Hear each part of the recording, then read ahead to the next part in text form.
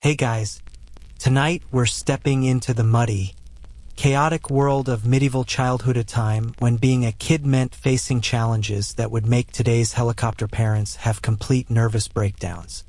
Picture this: you're lying in a rough wooden cradle, wrapped so tightly you can barely wiggle, while your mother chants prayers over a bowl of mysterious herbs, hoping to ward off the evil spirits that might snatch your soul before sunrise.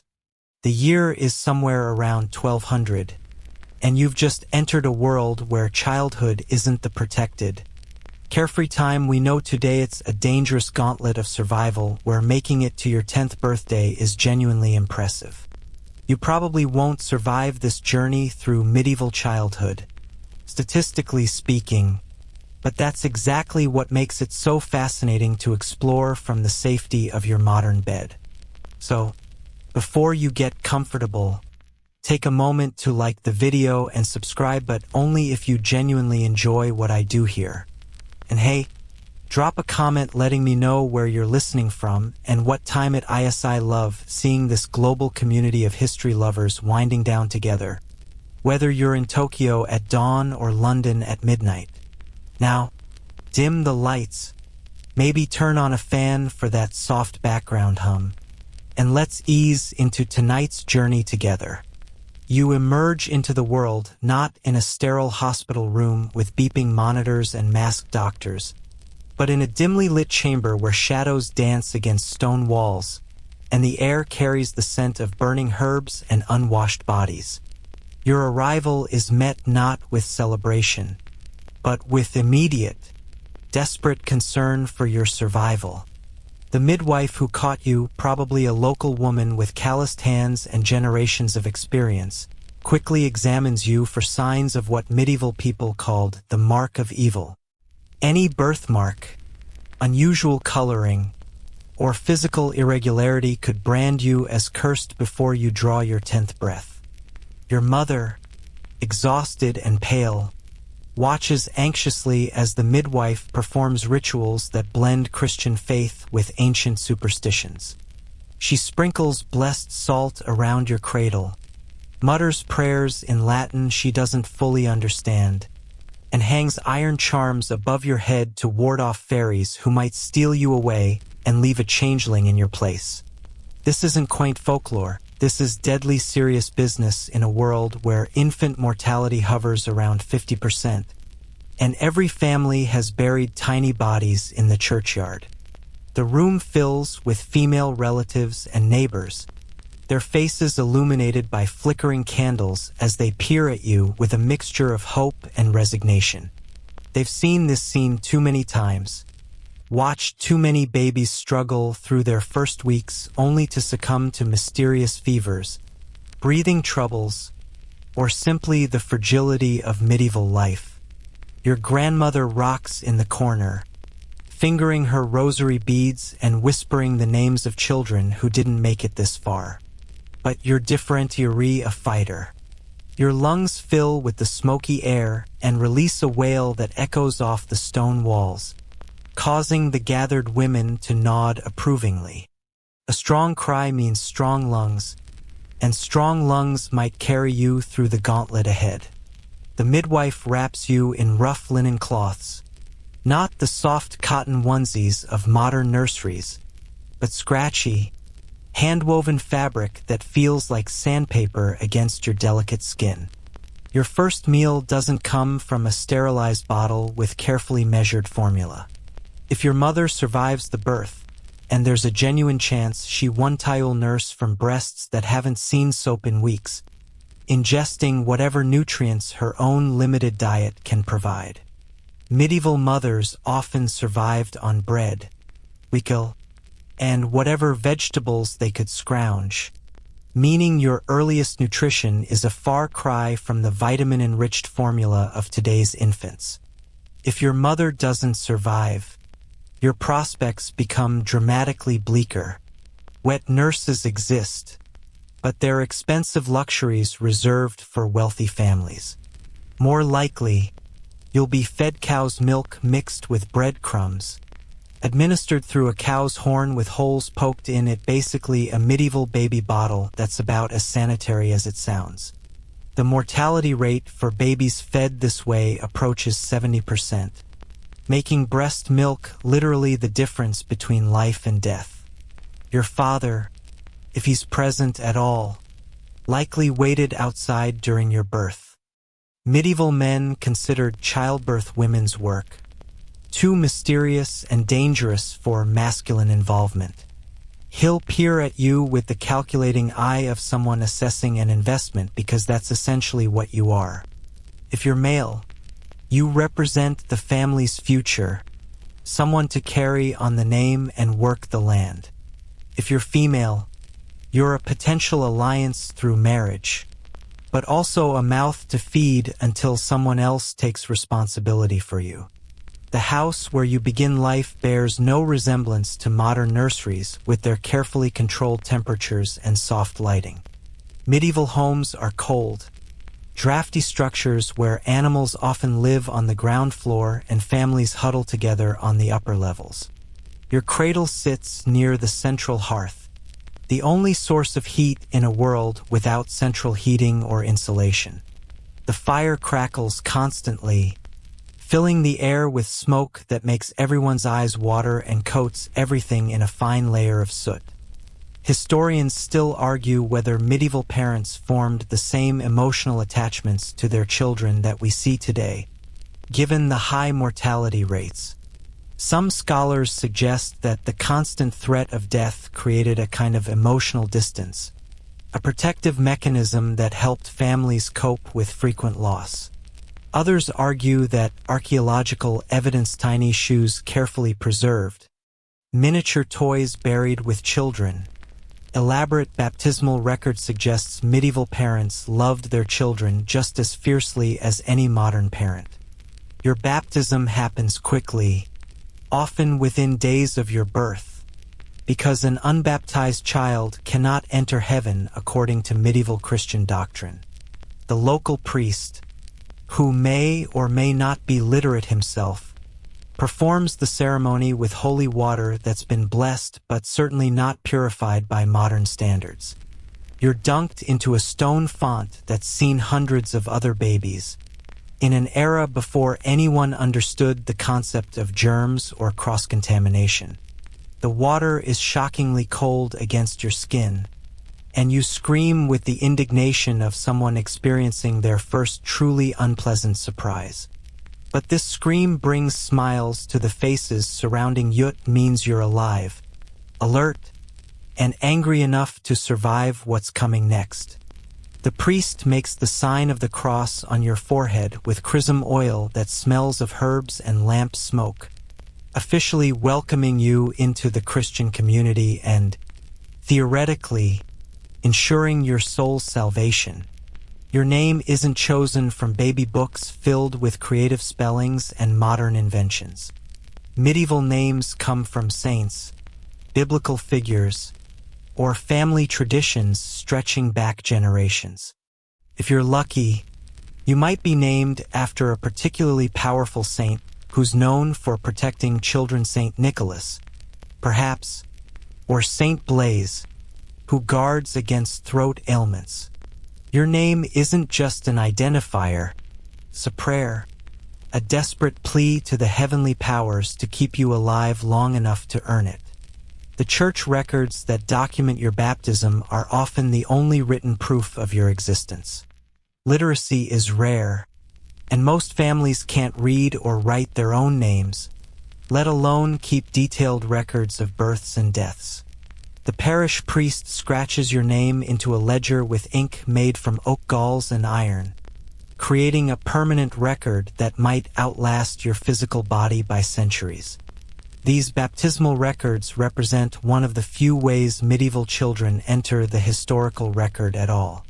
Sleep doesn't come in a quiet nursery with blackout curtains and white noise machines. You drift off to the sounds of family life continuing around you, conversations in languages that shift between local dialects and church Latin, the scraping of tools being sharpened for tomorrow's work, the snoring of relatives who share sleeping spaces out of necessity rather than choice. Lullabies exist, but they often carry darker themes than modern versions. Warning of wolves, storms, and other very real dangers that might steal children away. Your cradle rocks gently as family members pass by, each one pausing to check that you're still breathing, still fighting. They understand something that modern parents, blessed with advanced medicine and safety regulations, sometimes forget that every morning you wake up is a small victory against odds that have claimed half your potential playmates before their first birthdays. The medieval understanding of infant development differs dramatically from modern pediatric science. Your parents believe you can't see properly for the first few weeks, which isn't entirely wrong, but they also think you can't feel pain until you're older, which leads to some questionable medical practices. They watch for signs of your developing personality, believing that early behaviors predict your adult character. A baby who cries frequently might be destined for a life of anger and violence, while a calm infant suggests future wisdom and patience. Your feeding schedule follows no scientific guidelines about nutrition or timing. You eat when your mother has milk available, when someone can spare the time to hold you, or when your crying becomes too disruptive to ignore. Medieval parents haven't heard of growth charts or developmental milestones. They measure your progress by simpler standards. Are you gaining weight? Do you respond to sounds? Can you hold your head up when the mood strikes you? The concept of baby-proofing doesn't exist in your world. Sharp objects, open flames, and dangerous drops are simply part of the medieval landscape. Your parents protect you through constant vigilance rather than environmental modification. Someone always has an eye on you, whether it's your mother, an older sibling, or a grandmother whose primary job is keeping the newest family member alive long enough to contribute to the household economy. Medical care for infants consists mainly of herbal remedies passed down through generations of women, combined with fervent prayers to appropriate saints. Your grandmother knows which plants make teas for colic, which oils soothe skin irritations, and which incantations ward off the evil eye. She's seen dozens of babies through their first dangerous months, and her knowledge, however unscientific by modern standards, represents centuries of accumulated experience in keeping infants alive under impossible conditions. Strange folk remedies surround your early weeks. If you develop a fever, someone might hang a bag of herbs around your neck or rub your skin with oils made from animal fat and mysterious plants. If you cry too much, they might place iron objects in your cradle to confuse any evil spirits causing your distress. Some families practice sympathetic magic. If you have trouble sleeping, they might rock an empty cradle in rhythm, believing this will magically calm you through mystical connection. Your first clothes are practical rather than adorable. Medieval baby garments prioritize warmth and durability over fashion, made from whatever fabric the family can afford or produce. Wealthy families might dress their infants in fine linen or even silk, while peasant babies wear rough wool or hemp cloth that itches but keeps them warm. Colors are limited to natural dyes: browns, greens, and the occasional luxury of blue if the family has access to expensive indigo. The seasonal timing of your birth affects your survival chances dramatically. Winter babies face the highest mortality rates, born into months of cold, darkness, and food scarcity. Summer births offer better prospects: more food available, warmer temperatures, and longer days that provide more light for careful supervision. Medieval families understand these patterns, and marriage timing often reflects attempts to avoid winter births when possible. Your siblings, if you have any, view you with a mixture of curiosity and calculation. Older children understand that a new baby means less food and attention for everyone else, but they also know you might represent future security in a world where family members are the only reliable safety net. They peer at you with the wisdom of people who've already survived the dangerous early years, perhaps remembering siblings who didn't make it this far. As your first weeks progress, your parents watch for signs that you're developing normally according to medieval understanding of child development. Can you grasp their fingers? Do you startle at loud noises? Do you seem to recognize your mother's voice among the many voices that surround you? These simple tests help them gauge whether you're likely to survive the critical first year of life. The community that surrounds your early life extends far beyond your immediate family. Neighbors, godparents, and even strangers feel invested in your survival because infant mortality affects everyone in medieval society. A healthy baby represents hope for the future, additional labor for the community, and proof that God's favor rests upon the village. Your successful navigation of early infancy becomes a small celebration for everyone who witnesses it. As your first night in this strange new world settles around you, the household gradually quiets. The fire burns lower, casting longer shadows across the walls. Your mother's breathing evens out as she recovers from the ordeal of bringing you into existence. Outside, the medieval night holds its own dangers: wolves, bandits, and the ever-present specter of disease that might arrive with tomorrow's dawn. But for now, in this moment, you're alive, wrapped in scratchy linen, surrounded by the scent of smoke and herbs, beginning a journey through medieval childhood that will be unlike anything experienced by children before or since.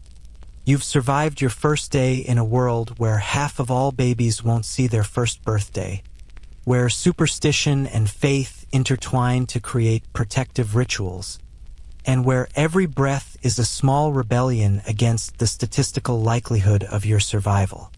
Welcome to medieval childhood. Buckle up, because it's going to be a bumpy ride through a world that makes modern parenting look like a leisurely stroll through a safety-padded playground.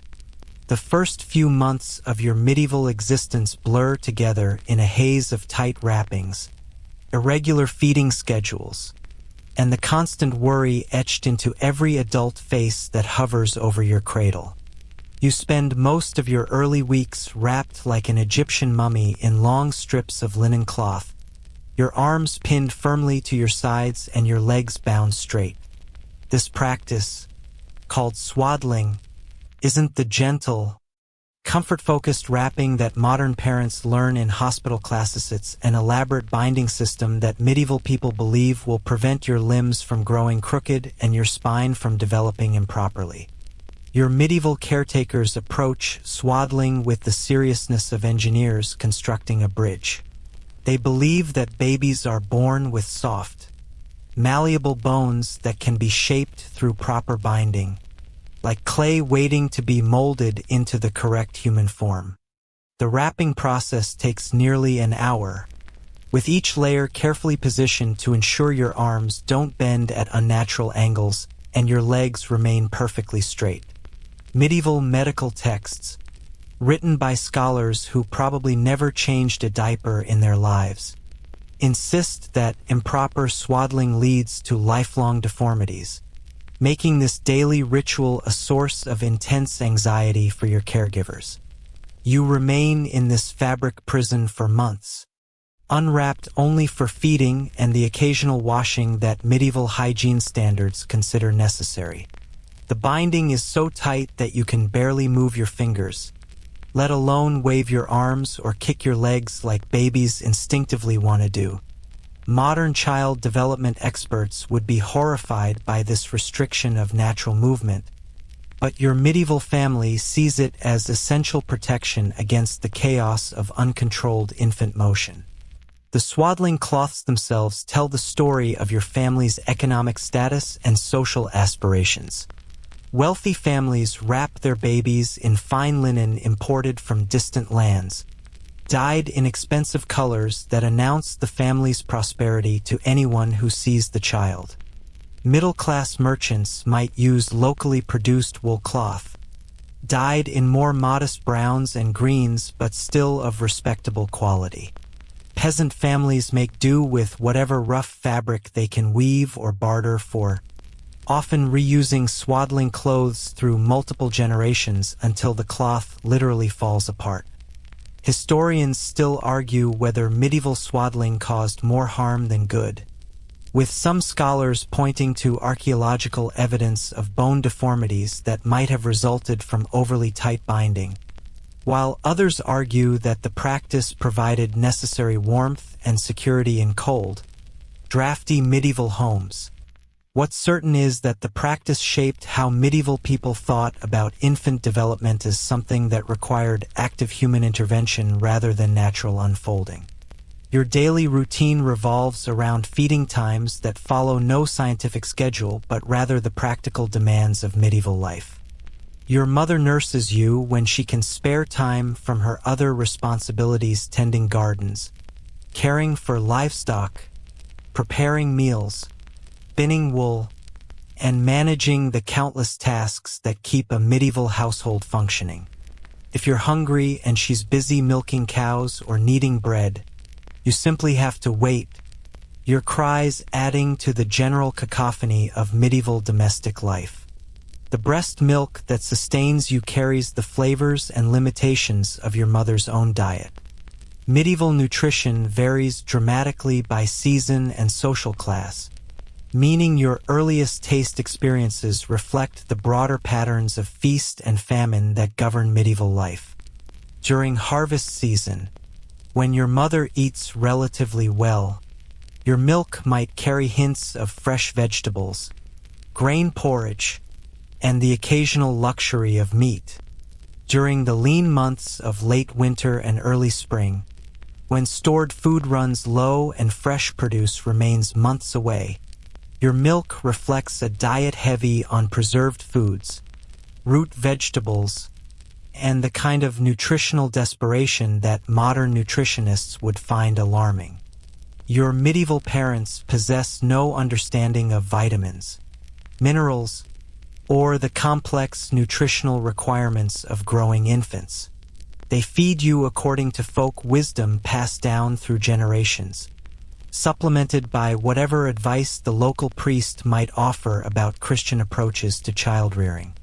If you seem weak or sickly, they might try to strengthen your milk supply by feeding your mother special foods, honey, if the family can afford it, or herbal teas brewed from plants that older women swear by but that might actually be mildly toxic.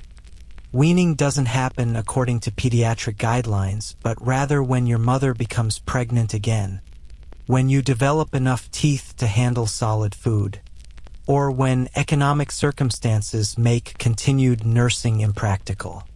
The process often begins when you're barely 6 months old, as your parents introduce you to foods that would horrify modern pediatricians.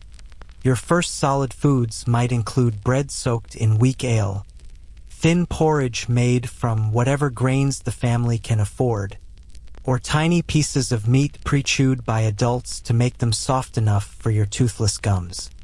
Learning to walk in a medieval household presents challenges that modern toddlers never encounter. The floors beneath your unsteady feet are uneven stone, packed earth, or rough wooden planks that create a landscape of potential hazards. There are no corner guards, safety gates, or padded surfaces to cushion your inevitable falls. Instead, you learn to navigate a world where every surface presents genuine dangers: open fires, sharp tools, steep stairs without railings, and furniture with edges that could inflict serious injury on a tumbling toddler. Your first steps take place in a home where large animals might wander freely through the ground floor. Chickens peck at scraps near your feet, pigs root around for fallen food, and dogs that are more working animals than pets might view a small, unsteady human as competition for resources rather than a creature requiring protection.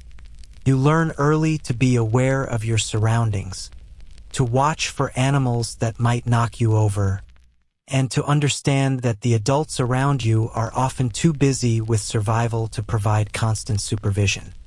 The concept of childproofing doesn't exist in your medieval world because danger is simply an accepted part of daily life.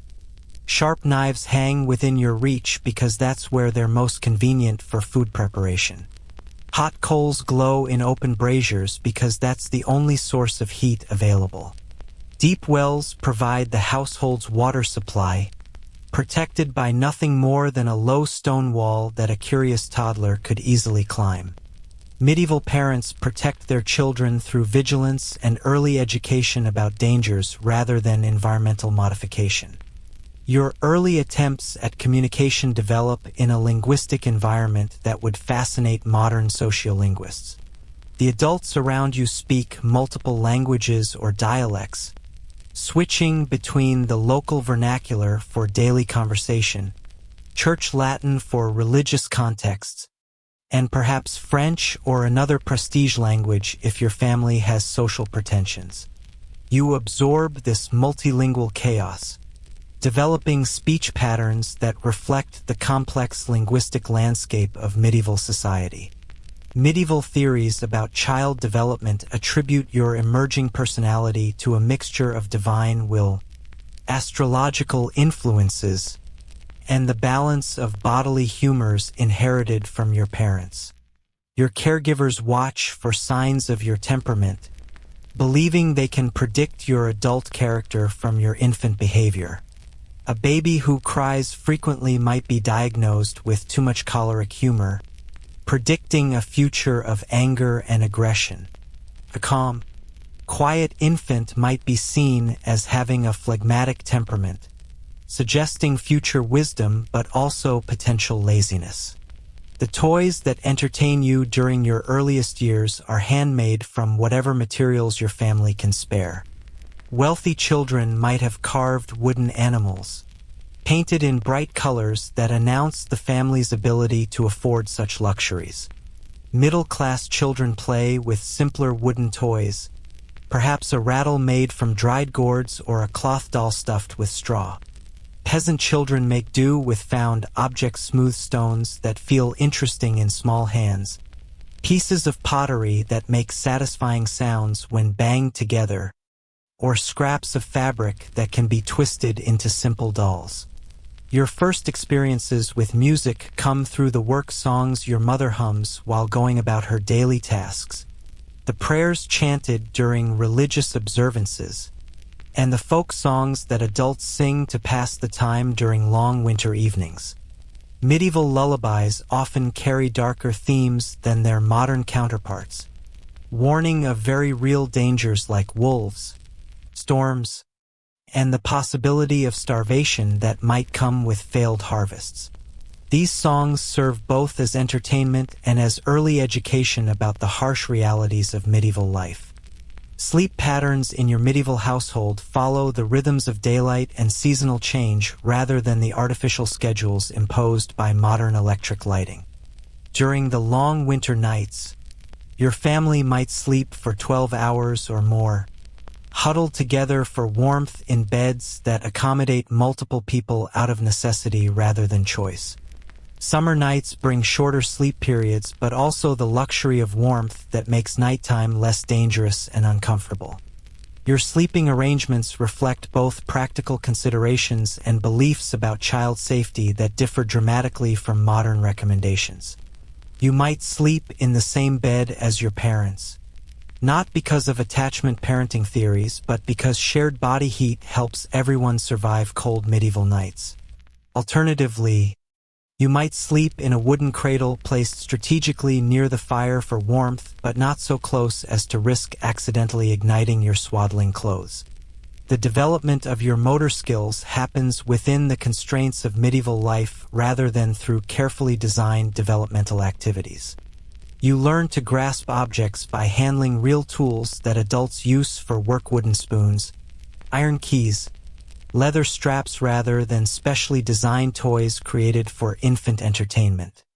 Your hand-eye coordination develops through interaction with genuine household items that serve practical purposes, giving your early development a utilitarian quality that modern child development specialists might find either concerning or admirably practical.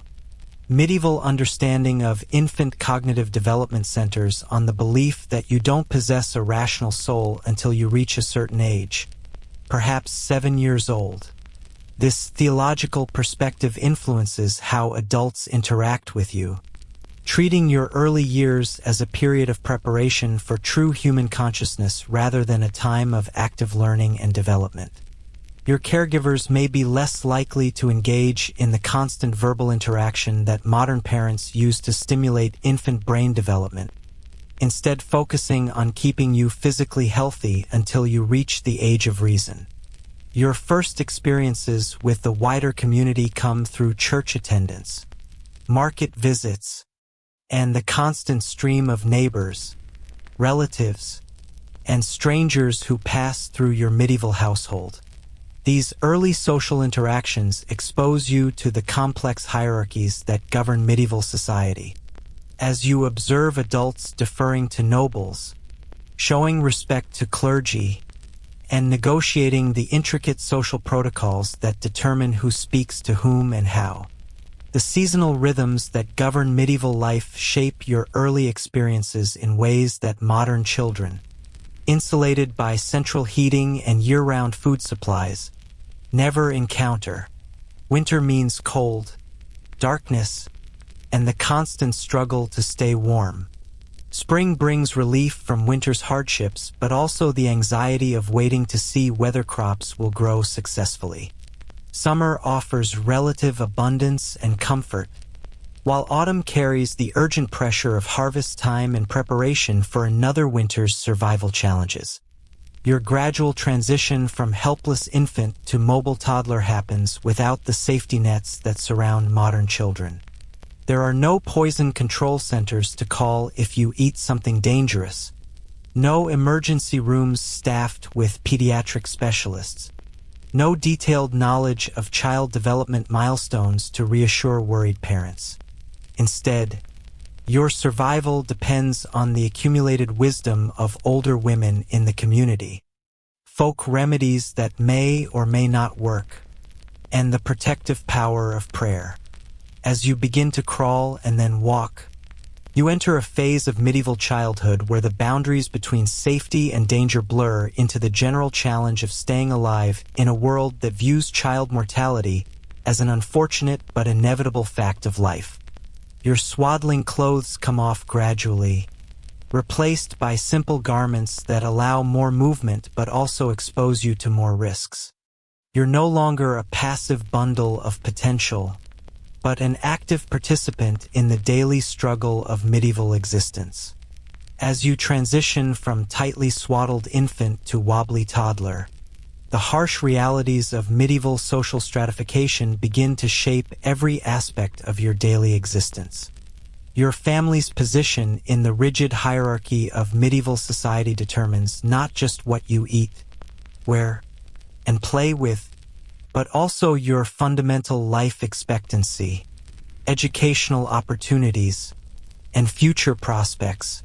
The medieval world operates on the principle that God has ordained everyone's place in society, and your childhood experiences vary dramatically depending on whether you're born into the tiny aristocratic elite, the small merchant class, or the vast majority of peasants who work the land.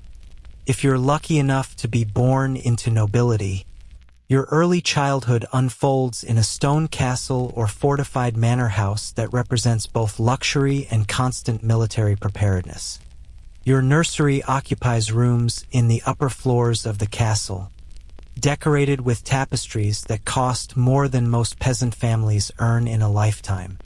These aren't just pretty wall hangings, they're portable wealth that can be packed up and moved when political circumstances require your family to relocate quickly, which happens more often than you might expect in the volatile world of medieval politics.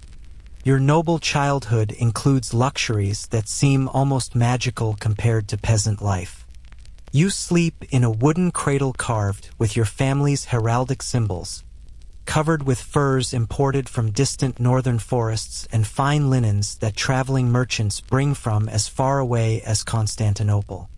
Your swaddling clothes are made from silk that costs more per yard than a peasant family's annual income, dyed in colors so expensive that sumptuary laws actually prohibit lower classes from wearing them. The food that sustains your noble infancy reflects international trade networks and seasonal abundance that peasant children never experience. If you're wet nurse because noble mothers rarely nurse their own children needs nutritional support to improve her milk quality. The castle kitchen can provide honey from castle beehives, imported spices that aid digestion, and fresh meat from animals raised specifically for the Lord's table. Your weaning foods include white bread made from carefully sifted flour, porridge sweetened with honey, and tiny portions of meat that have been minced and seasoned with exotic spices. But even noble childhood carries unique dangers that peasant children never face. Your family's wealth and political connections make you a potential target for kidnapping, political manipulation, or assassination plots that use children as leverage against powerful parents. The castle that protects you also imprisons you within stone walls where adult political machinations create an atmosphere of constant tension. You learn early that trust is a luxury your family can't afford, and that even family members might represent political threats. Your noble education begins almost from birth, as adults around you speak of duty, honor, and the complex obligations that come with inherited privilege. Male noble children learn that they're destined for warfare, either as knights fighting for their overlords or as military commanders responsible for defending family lands. Female noble children understand from toddlerhood that their primary value lies in future marriage alliances that will strengthen family political positions. If you're born into a merchant family, your childhood occupies a fascinating middle ground between noble luxury and peasant survival.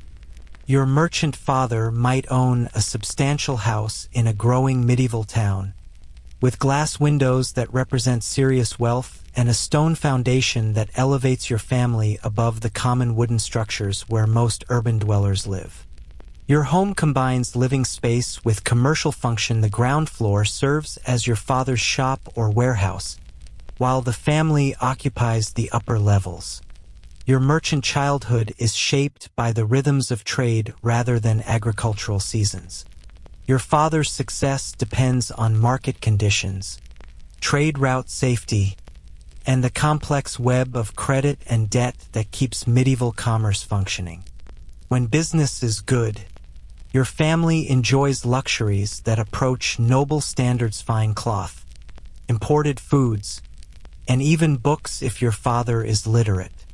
When trade disruptions, wars, or economic downturns affect business, your family's lifestyle can plummet dramatically in a matter of months.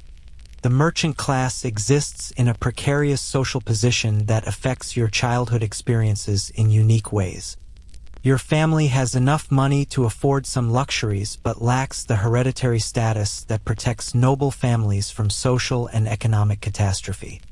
Your parents understand that their position depends entirely on continued commercial success, making your childhood both more comfortable than peasant life and more anxiety-provoking than noble security.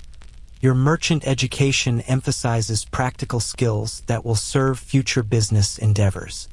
If you're male, you might learn basic literacy and numeracy to handle commercial transactions, along with knowledge of trade goods, market conditions, and the complex system of weights, measures, and currencies that govern medieval commerce. If you're female, your education focuses on household management skills that will help you support a future husband's business ventures while maintaining the social appearances that merchant families desperately want to project. But if you're born into a peasant family, and statistically, this is overwhelmingly likely, your childhood unfolds in conditions that modern people would find almost unimaginably harsh. Your home is a single-room structure with walls made of mud, straw, and wooden posts, topped with a thatched roof that leaks when it rains and harbors vermin year-round. The floor beneath your feet is packed earth that turns to mud during wet seasons and becomes a dust bowl during dry periods. Your peasant household operates on principles of survival that leave little room for the extended childhood that modern societies consider normal. You begin contributing to family survival almost as soon as you can walk, starting with simple tasks like gathering eggs from chickens, feeding pigs, or watching younger siblings while adults work in the fields. The concept of play as a separate category of childhood activity doesn't exist in peasant culture. Your entertainment comes through games that teach practical skills or through participation in adult work activities. The food that sustains your peasant childhood reflects the harsh realities of agricultural life and social inequality. Your diet consists primarily of dark bread made from whatever grain your family can afford, often rye, barley, or oats, rather than the wheat that makes white bread for noble tables. During good years, you might supplement this with porridge, vegetables from the family garden, and occasional eggs or dairy products. During bad years, you eat bread made from flour mixed with ground acorns, bark, or other desperate substitutes that keep starvation at bay but provide minimal nutrition. Your peasant clothing represents the absolute minimum needed for survival and social decency. You might own only 2 sets of clothes, one for everyday wear and one for church attendance, that must last for years of careful use. Your everyday garments are made from rough wool or hemp cloth that itches against your skin but provides essential warmth during cold seasons. Colors are limited to natural dyes that peasant families can produce themselves: browns from tree bark, greens from various plants, and the occasional luxury of blue if someone can afford the expensive indigo dye. Historians still argue whether medieval society's rigid class structure represented divine order, as medieval people believed, or systematic oppression that prevented social mobility and human development. Archaeological evidence from medieval cemeteries shows dramatic differences in nutrition, health, and life expectancy between social classes, with noble children showing signs of better nutrition and peasant children displaying evidence of hard labor, poor diet, and environmental stress that affected their physical development. The concept of childhood innocence that modern societies cherish doesn't exist in medieval peasant culture, where children witness and participate in adult activities from their earliest years. You watch animals being slaughtered for food, observe human death as a regular part of community life, and learn about sexual reproduction through close proximity to animal breeding and the crowded living conditions that offer no privacy for adult activities. Your peasant education consists entirely of practical knowledge transmitted through observation and participation rather than formal instruction. You learn to identify edible plants by following older children and adults as they forage for food supplements. You master agricultural techniques by helping with planting, weeding, and harvesting from the time you're strong enough to handle simple tools. You develop weather prediction skills that might mean the difference between successful harvests and family starvation. The seasonal rhythms that govern peasant life create childhood experiences that alternate between relative abundance and genuine desperation. Summer brings longer days, warmer weather, and the promise of harvest that might carry the family through another winter.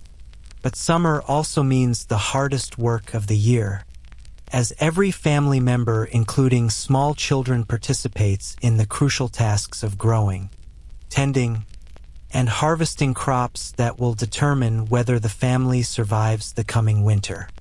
Winter represents the most dangerous time for peasant children. When stored food supplies dwindle, cold weather makes every activity more difficult, and the constant threat of starvation hovers over families whose survival depends entirely on their agricultural success. Medieval winters last longer and feel colder than modern winters because peasant homes lack effective heating, insulation, or weatherproofing. You might spend months barely leaving your family's single room, huddled around a small fire that provides the only source of warmth. Your peasant childhood includes responsibilities that would seem overwhelming to modern children but represent essential family survival strategies in medieval society. By age 6 or 7, you might be responsible for watching younger siblings while adults work in distant fields. You learn to make crucial decisions about when to bring animals inside during storms, how to ration food during lean periods, and when to alert adults about potential dangers like wild animals or strangers approaching the farmstead. The health care available to peasant children consists entirely of folk remedies, herbal treatments, and prayer, administered by older women whose knowledge represents generations of accumulated experience with keeping children alive under harsh conditions.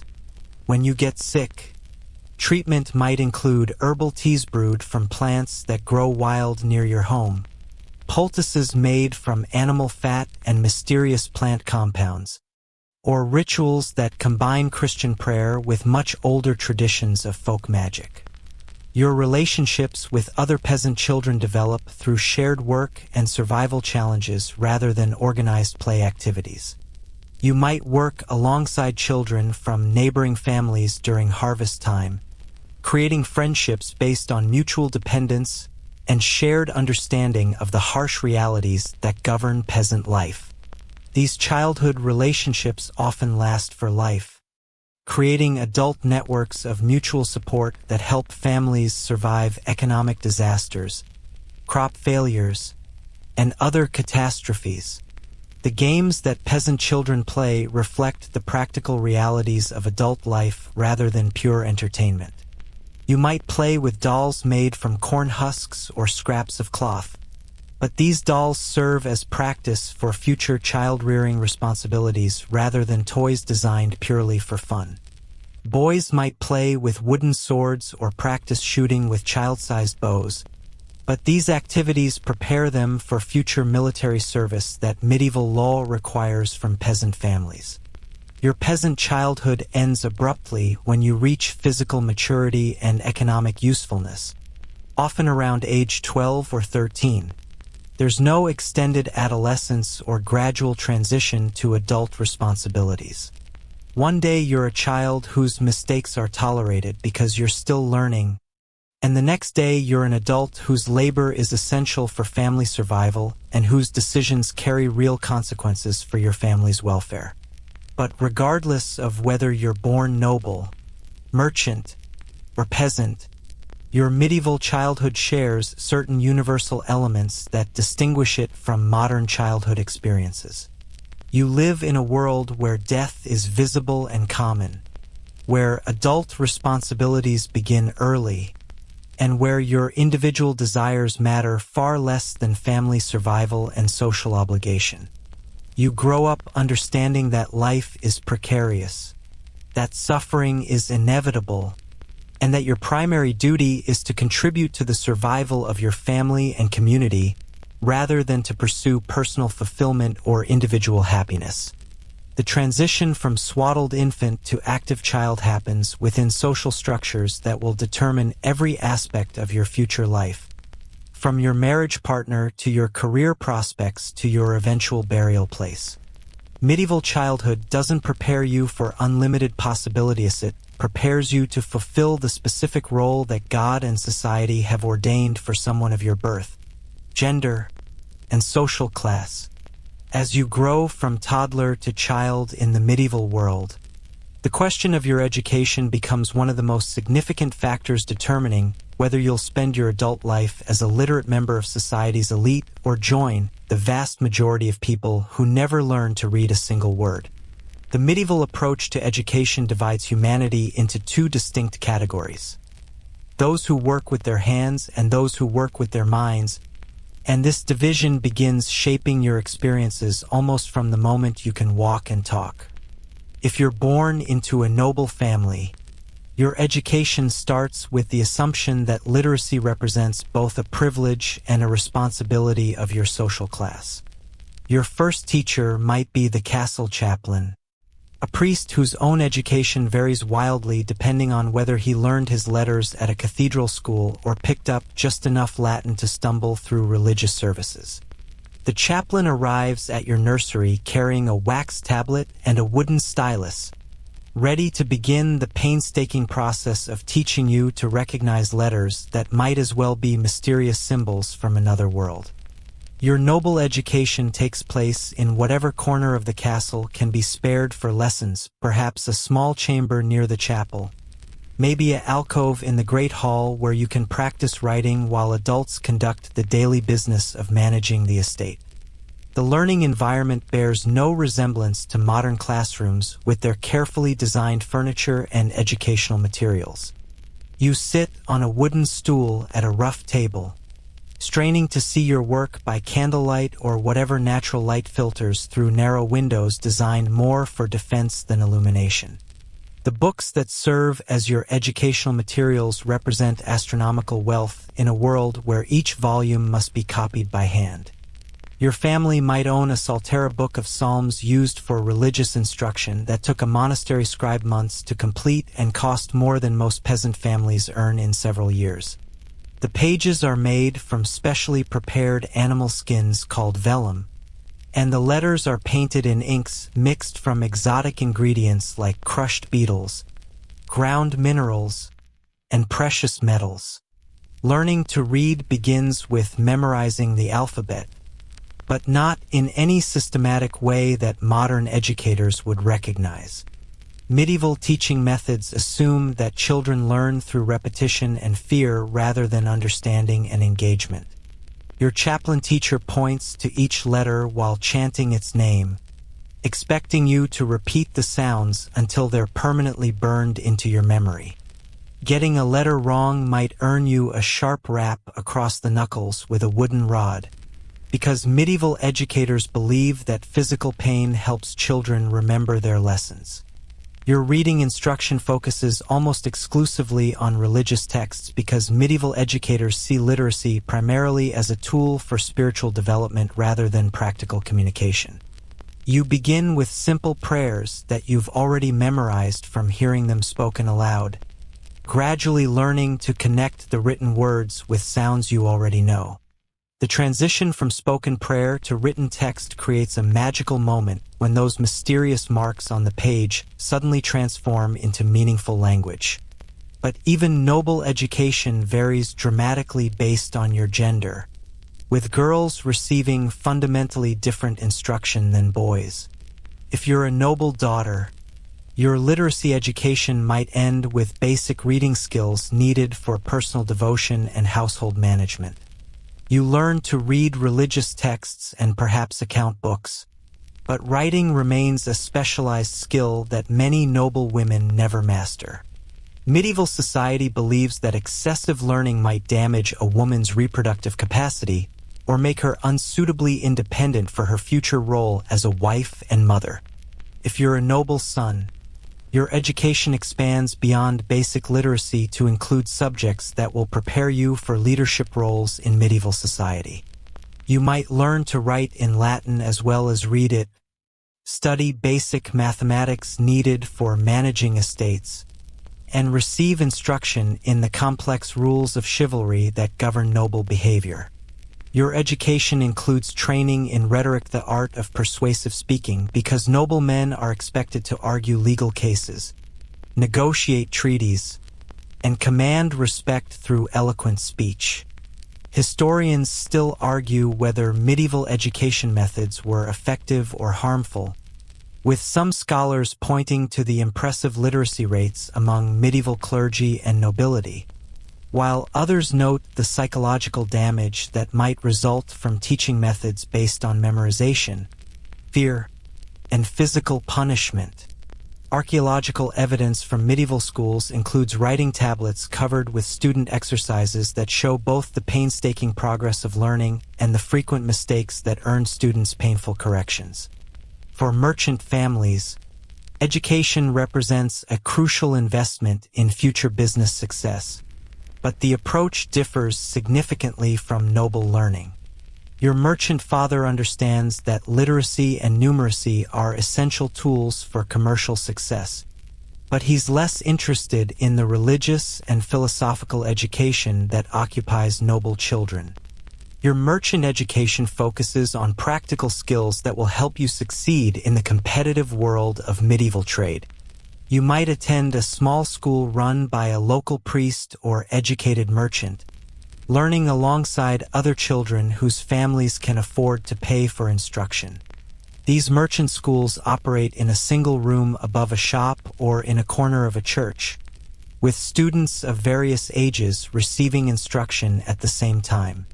The teacher might be working through Latin grammar with older students while you practice writing letters on a wax tablet that can be smoothed out and reused when you make mistakes. Your merchant education includes subjects that noble children never encounter, like practical mathematics needed for calculating profits, measuring goods, and converting between the bewildering variety of currencies, weights, and measures used in medieval trade. You learn to use an abacus for complex calculations, memorize exchange rates between different regional currencies, and understand the credit systems that allow merchants to conduct business across vast distances without carrying dangerous amounts of actual money. The writing materials available for your merchant education represent a compromise between necessity and expense. Your family might invest in a few sheets of precious parchment for important exercises, but most of your learning happens on wax tablets that can be reused indefinitely. You practice letter formation with a wooden stylus, gradually developing the careful handwriting that will be essential for keeping business records and writing contracts that might be legally enforced in distant courts.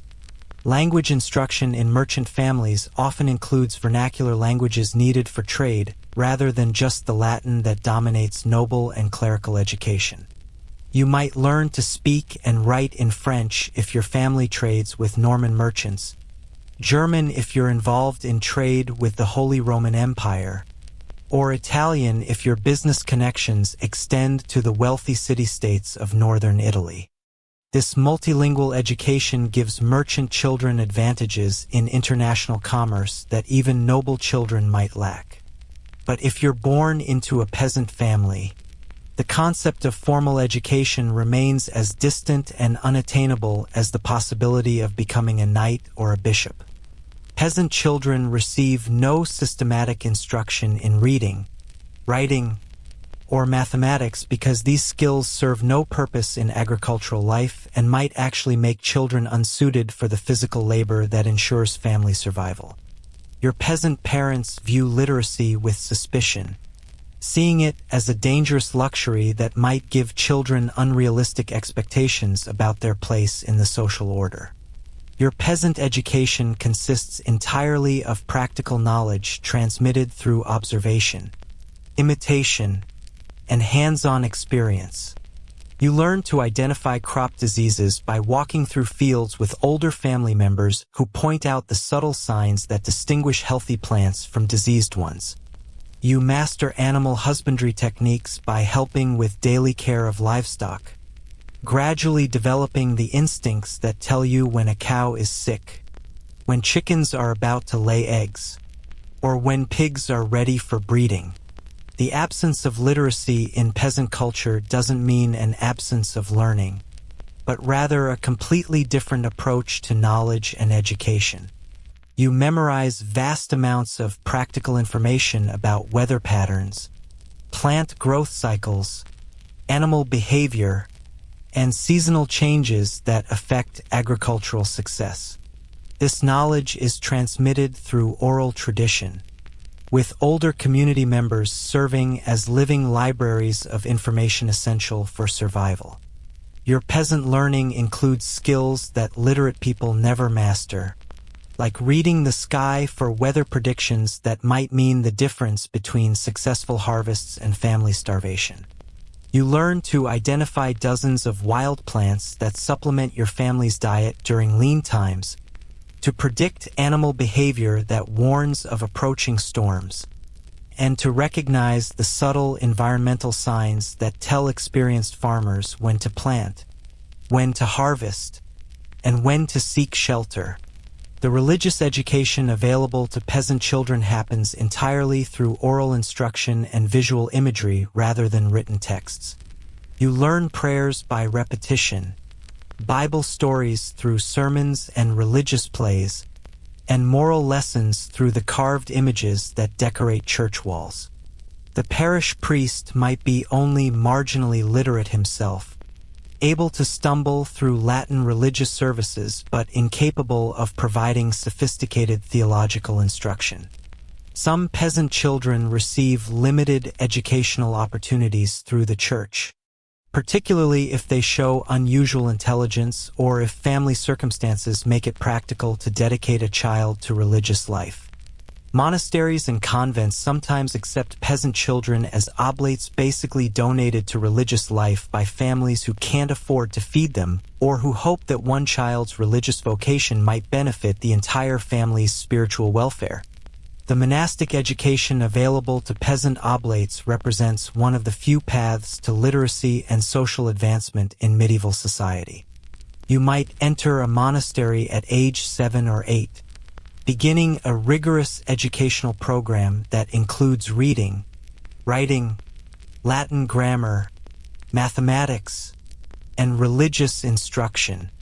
This education comes at the cost of giving up any possibility of family life, marriage, or secular career, but it offers intellectual opportunities that no peasant child could otherwise access.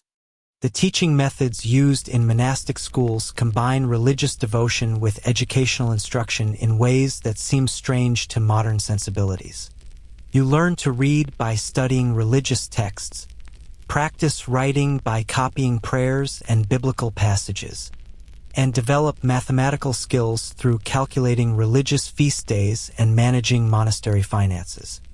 Education and spiritual development intertwine so completely that learning becomes a form of religious devotion rather than secular skill acquisition. Your monastic education includes subjects that remain theoretical curiosities rather than practical skills, like astronomy for calculating religious calendar dates, basic medicine for treating sick members of the religious community, and music for performing the elaborate chants that accompany religious services. These subjects expose you to intellectual traditions that stretch back to ancient Greece and Rome, preserved in monastery libraries that represent some of medieval Europe's most important centers of learning. The daily schedule of monastic education reflects the religious rhythm that governs all aspects of monastery life. You wake before dawn for morning prayers, attend religious services throughout the day, and study between periods of manual labor that keep the monastery functioning. Learning happens in a scriptorium where you copy manuscripts by hand, contributing to the preservation and transmission of knowledge that might otherwise be lost forever. Female religious education follows similar patterns, but with important limitations that reflect medieval attitudes about women's intellectual capabilities. If you're a girl who enters a convent, your education includes reading and basic writing but might exclude advanced subjects like theology, philosophy, or sophisticated mathematical concepts. Medieval educators believe that excessive learning damages women's physical and moral development, making female religious education more focused on practical skills needed for managing convent life. The transition from child to adult happens differently in each educational context, but literacy always serves as a marker of social status and future possibilities. If you've learned to read and write, you join a tiny elite capable of participating in the written culture that governs legal, religious, and commercial affairs. If you remain illiterate, you're limited to the oral culture that encompasses the vast majority of medieval people but excludes you from positions of significant power and influence. The consequences of medieval educational decisions extend far beyond childhood, determining not just your career possibilities but your ability to participate in the legal, religious, and political systems that govern medieval society. Literacy opens doors to careers in the church, royal administration, or international commerce, while illiteracy limits you to agricultural labor, local crafts, or other occupations that don't require reading and writing skills. As your childhood education nears completion, whether through noble tutoring, merchant schooling, peasant practical training, or monastic instruction, you've been shaped by learning experiences that will determine the rest of your life in ways that modern children, with their emphasis on educational mobility and career flexibility, can barely imagine. As you reach the age where modern children might be starting kindergarten, your medieval childhood takes a distinctly different turn toward entertainment and play that reflects both the harsh realities of your world and the universal human need for joy and creativity. The toys and games that fill your leisure hours, assuming you have any leisure hours at all, are crafted from whatever materials your family can spare, designed to last through multiple generations of rough handling, and often serve the dual purpose of entertainment and education for your future adult responsibilities. Your medieval toy collection would seem sparse and primitive to modern children accustomed to plastic wonders and electronic marvels, but each item represents hours of careful craftsmanship and precious resources dedicated to your happiness. If you're fortunate enough to belong to a wealthy family, your toys might include intricately carved wooden knights on horseback, painted in bright colors that announce your family's ability to afford such luxuries. These aren't just playthings theory miniature works of art created by skilled craftsmen who understand that even children's toys must reflect the social status and aspirations of their owners. The wooden horses that wealthy children ride represent significant investments in both materials and labor, carved from seasoned hardwood and painted with expensive pigments that cost more than many families' annual income. These rocking horses aren't the gentle, rounded creatures of modern nurseries, but fierce war steeds with wild eyes and flowing manes that prepare you psychologically for the real horses you'll ride in battle or ceremonial processions. The craftsmanship that goes into these toys rivals that of furniture intended for adult use, with joints carefully fitted and surfaces polished smooth enough to prevent splinters that might injure small hands. Your collection might include miniature suits of armor, perfectly scaled reproductions of the equipment that adult knights wear into battle. These tiny hauberks, helmets, and shields aren't just imaginative play props theory educational tools that teach you to recognize different types of military equipment, understand the social significance of various heraldic symbols, and begin developing the warrior identity that medieval society expects from noble children. Playing with toy weapons prepares you for the very real weapons you'll wield as an adult in a world where personal combat skills might mean the difference between life and death. But even wealthy children's toys reflect the medieval preoccupation with mortality and violence that modern parents would find disturbing. Your toy knights might include detailed representations of siege equipment, miniature catapults that actually work, tiny battering rams that can knock down wooden castle walls, and even small figures of soldiers storming fortress walls. These toys don't hide the violent realities of medieval life, but rather prepare you to accept warfare as a normal and even glorious aspect of adult existence. The dolls that serve as medieval girls' primary toys bear little resemblance to the baby dolls that modern children use to practice nurturing behaviors. Medieval dolls are typically adult women, often dressed as nobles or saints, designed to teach girls about the social roles they'll be expected to fulfill as wives, mothers, and household managers. These dolls wear miniature versions of adult clothing, complete with the complex layers, expensive fabrics, and status symbols that mark social position in medieval society. Creating clothes for your medieval doll becomes an essential part of your education in textile arts that you'll need as an adult woman responsible for your family's clothing production. You learn to cut tiny patterns, sew minute stitches, and understand the complex construction techniques that turn raw fabric into finished garments. This doll dressing activity isn't just play, it's practical training for adult responsibilities that require sophisticated skills in textile production and clothing construction. Board games provide entertainment that brings families together during long winter evenings when outdoor activities become impossible and darkness falls early.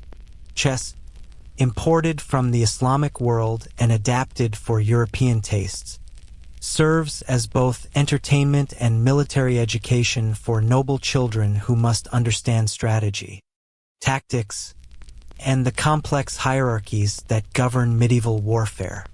The chess pieces you move represent the social order you'll navigate as an adult: kings, queens, bishops, knights, and pawns, each reflecting different levels of power and responsibility in medieval society. Historians still argue whether medieval children's games served primarily as entertainment or education, with some scholars emphasizing the recreational aspects of play while others point to the obvious connections between childhood games and adult responsibilities. Archaeological evidence from medieval sites includes gaming pieces, toy weapons, and doll fragments that suggest children's play culture was both more sophisticated and more violent than modern assumptions about medieval childhood might suggest.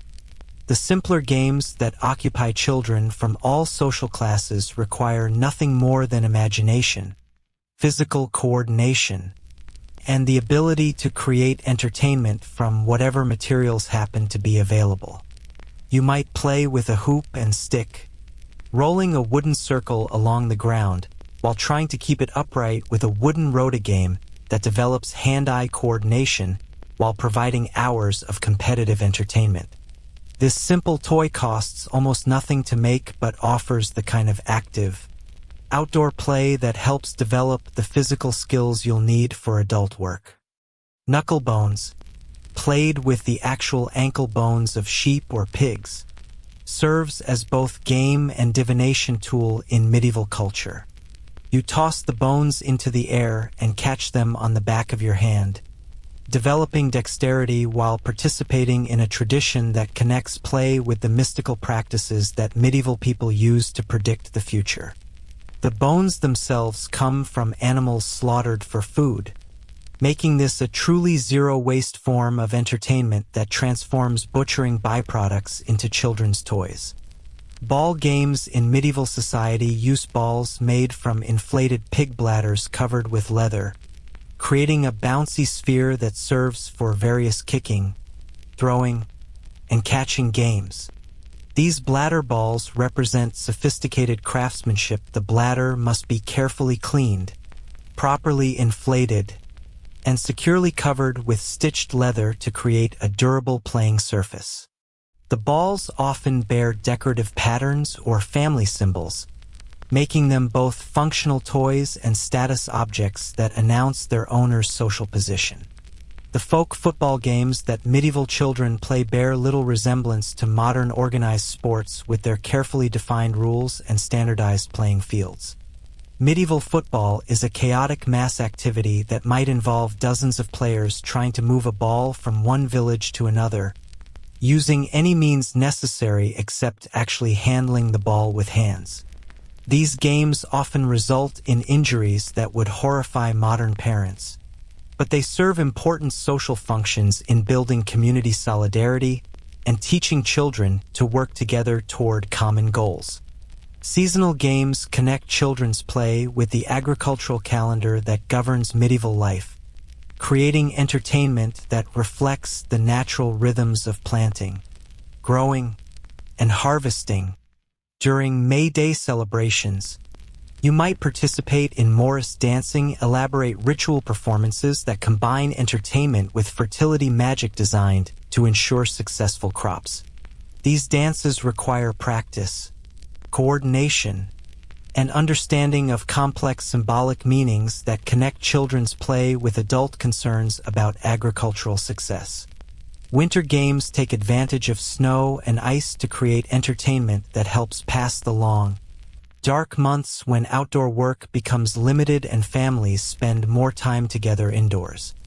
Sledding down hills on makeshift wooden sleds provides thrilling entertainment while developing the balance and coordination that will serve you well in adult activities requiring physical skill. Ice skating on frozen ponds uses crude bone skates that allow you to glide across frozen surfaces, creating a magical form of winter transportation and entertainment. String games and finger games provide entertainment that requires nothing more than a piece of cord and the knowledge passed down through generations of children. Cat's cradle and similar string figures create complex patterns that develop finger dexterity while telling stories or illustrating moral lessons. These games cost nothing to play but offer sophisticated entertainment that can occupy children for hours while developing the fine motor skills needed for adult crafts like weaving, embroidery, or tool manipulation. The singing games and ring dances that children perform during festivals and celebrations serve multiple functions beyond simple entertainment. These activities teach you traditional songs that preserve cultural knowledge, help you memorize moral lessons embedded in folk wisdom, and provide practice in the social coordination that adult community life requires. The lyrics of children's songs often contain very adult themes, warnings about dangers, instructions for survival, or coded references to political and social conflicts that adults prefer not to discuss directly. Gambling games introduce children to concepts of chance, risk assessment, and probability that will be essential for adult decision-making in a world where crop failures, political changes, and economic fluctuations can destroy families overnight. Dice games using carved bone cubes teach you to calculate odds, manage resources, and accept losses gracefully, skills that medieval adults need for survival in an unpredictable world. Storytelling serves as both entertainment and education, with oral traditions preserving cultural knowledge through tales that combine magical elements with practical wisdom.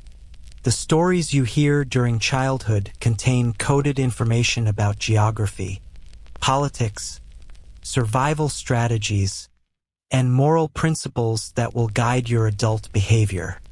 These aren't just entertaining fantasy theory educational tools that use memorable narratives to transmit essential cultural knowledge. Some children's games cross social boundaries, allowing peasant and noble children to play together during festivals or market gatherings. These rare moments of social mixing give you glimpses of how children from other social classes live, while reinforcing the boundaries that separate your future adult roles. A peasant child might marvel at your expensive toys, while you might envy the physical freedom that comes with fewer social restrictions and expectations. The transition from child's play to adult responsibility happens gradually but inexorably as you grow larger and stronger. Your toys begin to include real tools sized for smaller hands, functional knives, working looms, or actual weapons that can inflict serious damage. Play activities increasingly resemble work activities, with games becoming practice sessions for the adult skills you'll need to survive and prosper in medieval society. The seasonal nature of medieval life means that your play activities change dramatically throughout the year, reflecting the work patterns that govern adult life. Spring games might involve planting miniature gardens that teach you about agriculture, while autumn play includes harvest festivals that celebrate successful food production. Winter entertainment focuses on indoor activities that develop skills like storytelling, music, and textile production that will help you survive the long, dark months of adult winters. As your childhood toys begin to wear out from years of enthusiastic use, they're often passed down to younger siblings or repaired with whatever materials the family can spare. Nothing is wasted in medieval society, and even broken toys might be transformed into new playthings or incorporated into household items that serve practical functions. Your medieval childhood teaches you to value durability, resourcefulness, and the ability to find entertainment and joy even when resources are scarce and life is uncertain. As you reach the age of 6 or 7 in medieval society, the carefree days of childhood play begin to fade as you enter the harsh reality of a world where even small children must contribute to family survival through actual labor. The transition from protected child to working contributor happens suddenly, and without ceremony. One day you're playing with wooden toys, and the next day you're expected to shoulder real responsibilities that will gradually increase until you're performing adult work before your 12th birthday. Your introduction to child labor begins with deceptively simple tasks that seem like extensions of play but actually represent crucial contributions to your family's economic survival. If you're a peasant child, you might start by gathering eggs from the family chickens, a job that requires you to approach potentially aggressive birds, identify which eggs are fresh enough to eat, and understand the difference between eggs needed for family consumption and those that should be left for hatching future chickens. This seemingly innocent task teaches you animal behavior, economic decision-making, and the basic principles of resource management that will govern your entire adult life. Your chicken tending responsibilities expand quickly as adults recognize your growing competence and physical strength. Soon you're feeding the birds, cleaning their roosting areas, and protecting them from predators that might steal eggs or kill valuable laying hens. You learn to recognize the signs of sick chickens, understand which birds are most productive, and develop the quick reflexes needed to catch escaped poultry that could represent significant economic loss for your family. The progression from simple animal care to more complex agricultural labor happens gradually but relentlessly, with each new responsibility building on skills you've already mastered. You might graduate from chicken care to helping with sheep, learning to guide these woolly creatures to fresh pastures while watching for wolves, thieves, or other dangers that could destroy your family's most valuable possessions. Sheep represent walking wealth in medieval society. They provide wool for clothing, milk for cheese, and eventually meat for the family table, making their care a responsibility that requires genuine skill and constant attention. Your shepherding duties expose you to dangers that would terrify modern parents but represent normal occupational hazards for medieval children. You spend long days alone in fields and forests with only a wooden staff and perhaps a half-trained dog for protection against wolves, bears, or human predators who might steal your sheep or harm you. The isolation of pastoral work teaches you self-reliance, decision-making skills, and the ability to stay alert for hours at a time while performing the seemingly simple task of watching animals graze.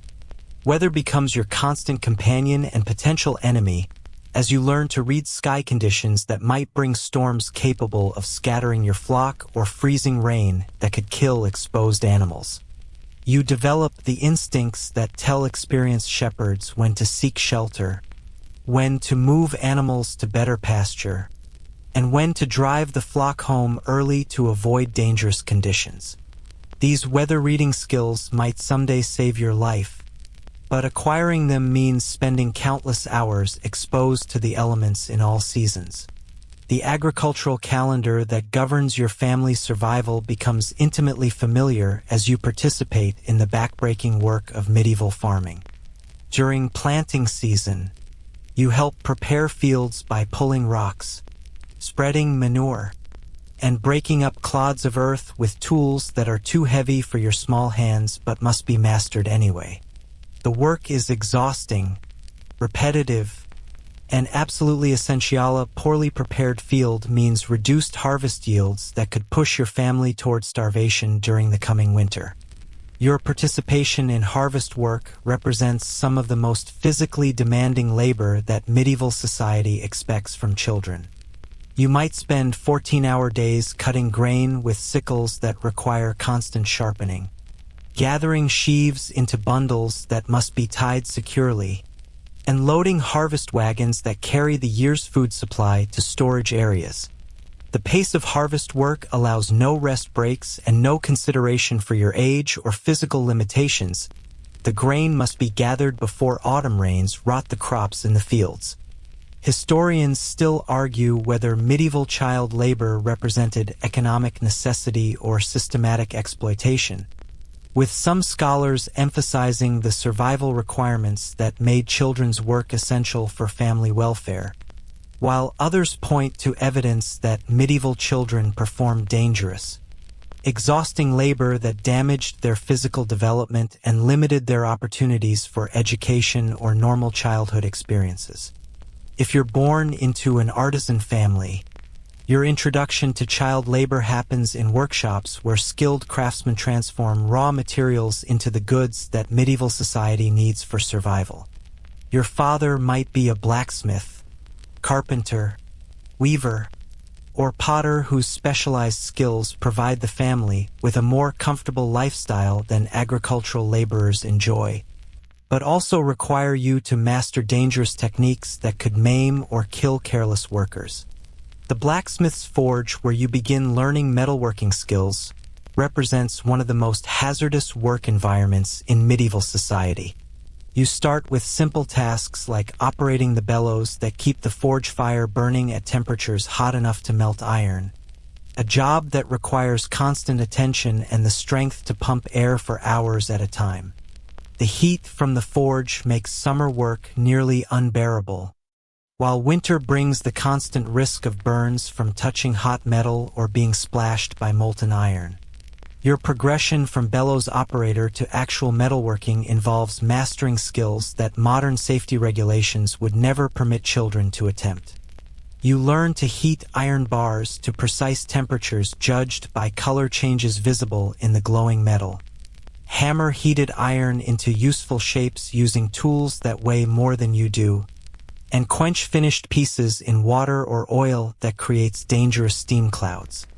Every step of the metalworking process carries risks of serious injury, but medieval society considers these hazards an acceptable price for learning skills that will provide lifetime employment. The textile workshops where many children learn weaving, spinning, and cloth production represent slightly safer work environments, but they still expose you to dangers that modern workplace safety experts would find unacceptable. You might operate spinning wheels that could catch loose clothing and pull you into dangerous machinery, work with dyes made from toxic plants or minerals that could poison you if accidentally ingested, or handle sharp tools used for cutting and shaping cloth that could inflict serious cuts. Your textile education begins with simple tasks like sorting wool, cleaning raw fibers, and preparing materials for more skilled workers to process. These preparatory jobs seem easy but actually require developed judgment about fiber quality, understanding of different wool grades, and the ability to identify damaged or unusable materials that could ruin expensive finished products.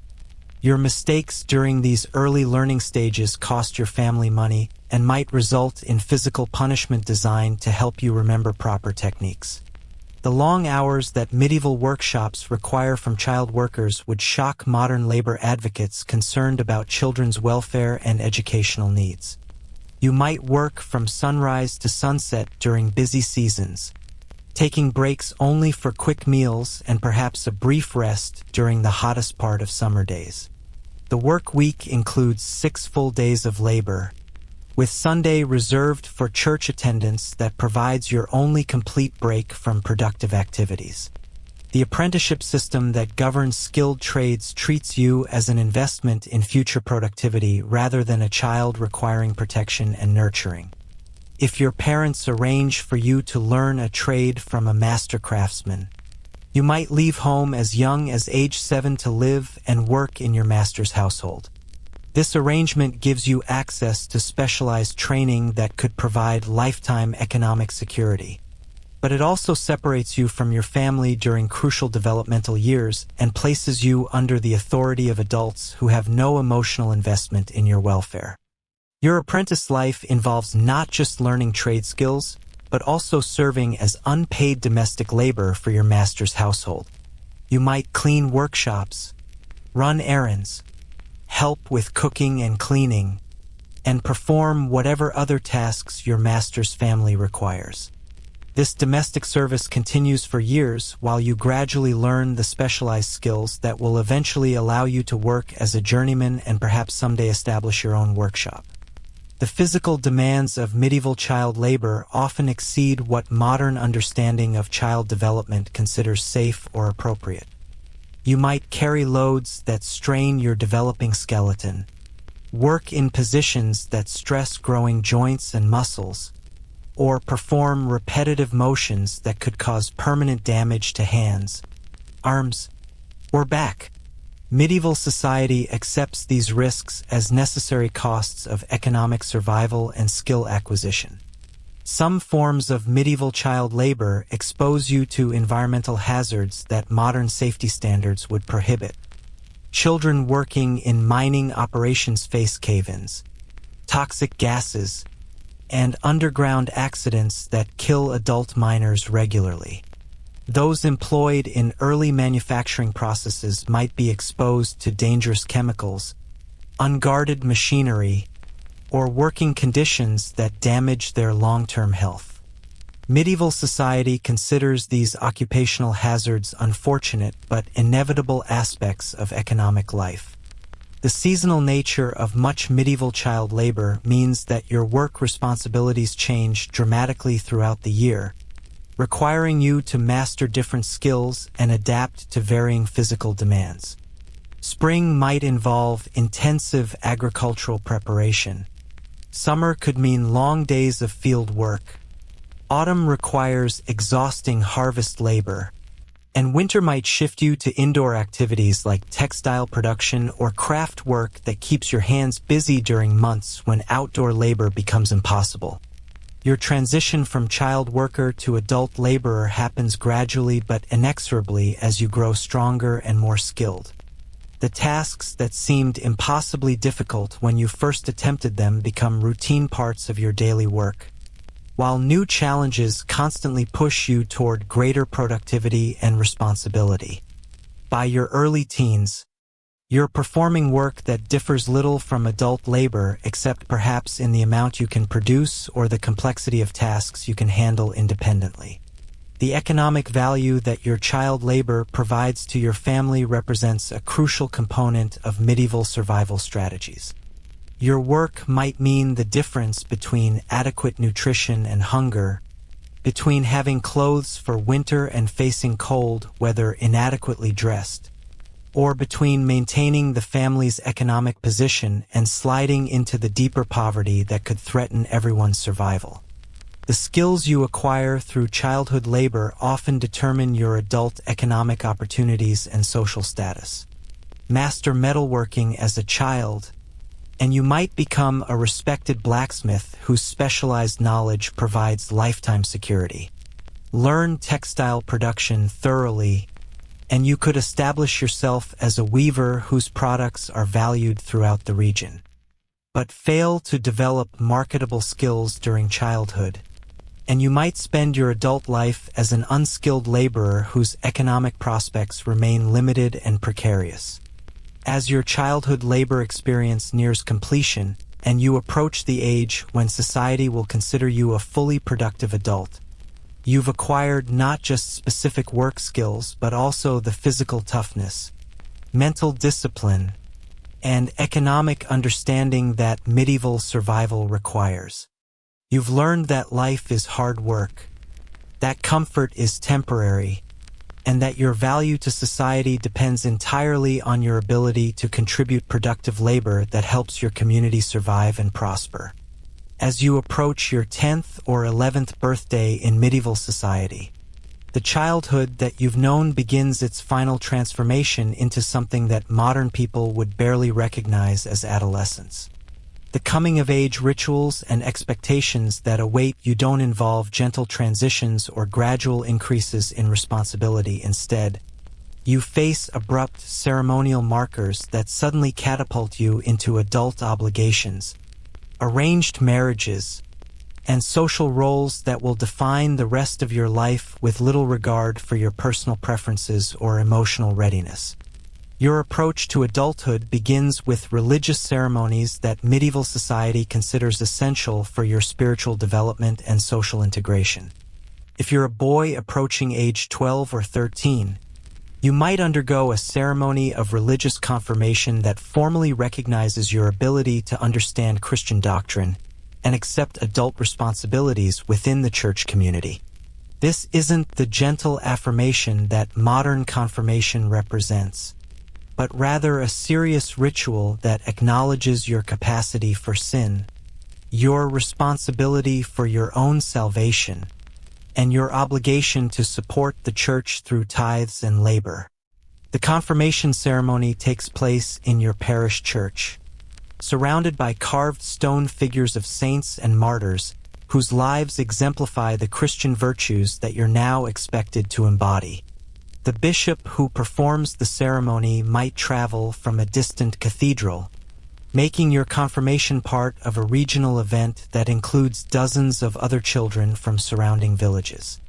You kneel on cold stone floors while Latin prayers wash over you in a language you might not fully understand, but the solemnity of the occasion makes clear that this represents a fundamental change in your social status. Your religious coming of age involves not just ceremonial recognition, but also practical obligations that will affect your daily life for decades to come. As a confirmed Christian, you're now expected to confess your sins regularly to the parish priest, participate in religious festivals throughout the church calendar, and contribute to church construction projects and religious charities according to your family's economic capacity. These aren't optional suggestions theory, legal and social obligations that carry real consequences if ignored. If you're a girl in medieval society, your coming of age focuses less on religious ceremony and more on the practical preparation for marriage and household management that will define your adult role. By age 12 or 13, you're expected to have mastered the domestic skills that medieval wives need for family survival: cooking, brewing, textile production, childcare, herb gardening, and the complex household economics that keep medieval families fed, clothed, and sheltered throughout the changing seasons. Your preparation for womanhood includes learning about sexual reproduction and childbirth through observation and whispered conversations with older women, but this education focuses on practical rather than emotional aspects of adult sexuality. You learn that marriage means producing children as quickly and frequently as possible, that childbirth represents serious danger to your own survival, and that your primary value as an adult woman lies in your ability to bear sons who will carry on the family name and work the family land. The marriage negotiations that begin during your early adolescence treat you as an economic asset rather than an individual with personal desires and preferences.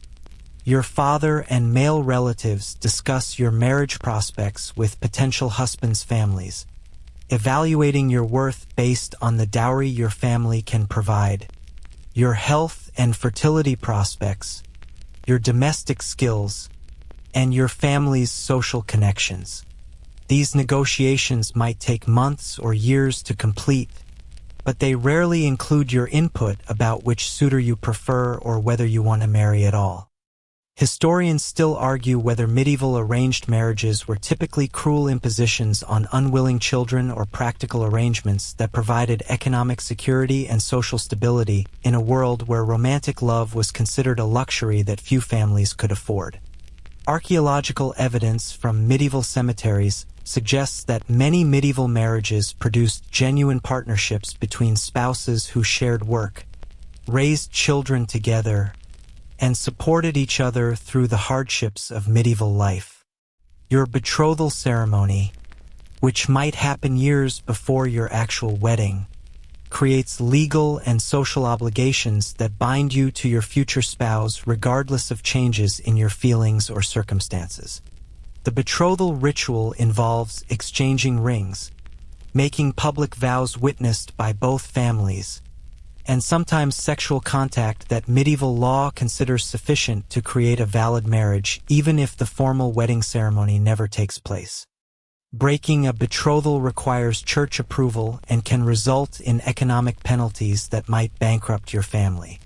The dowry that your family provides for your marriage represents a significant economic investment that might include money, livestock, household goods, land rights, or valuable possessions accumulated over years of careful saving.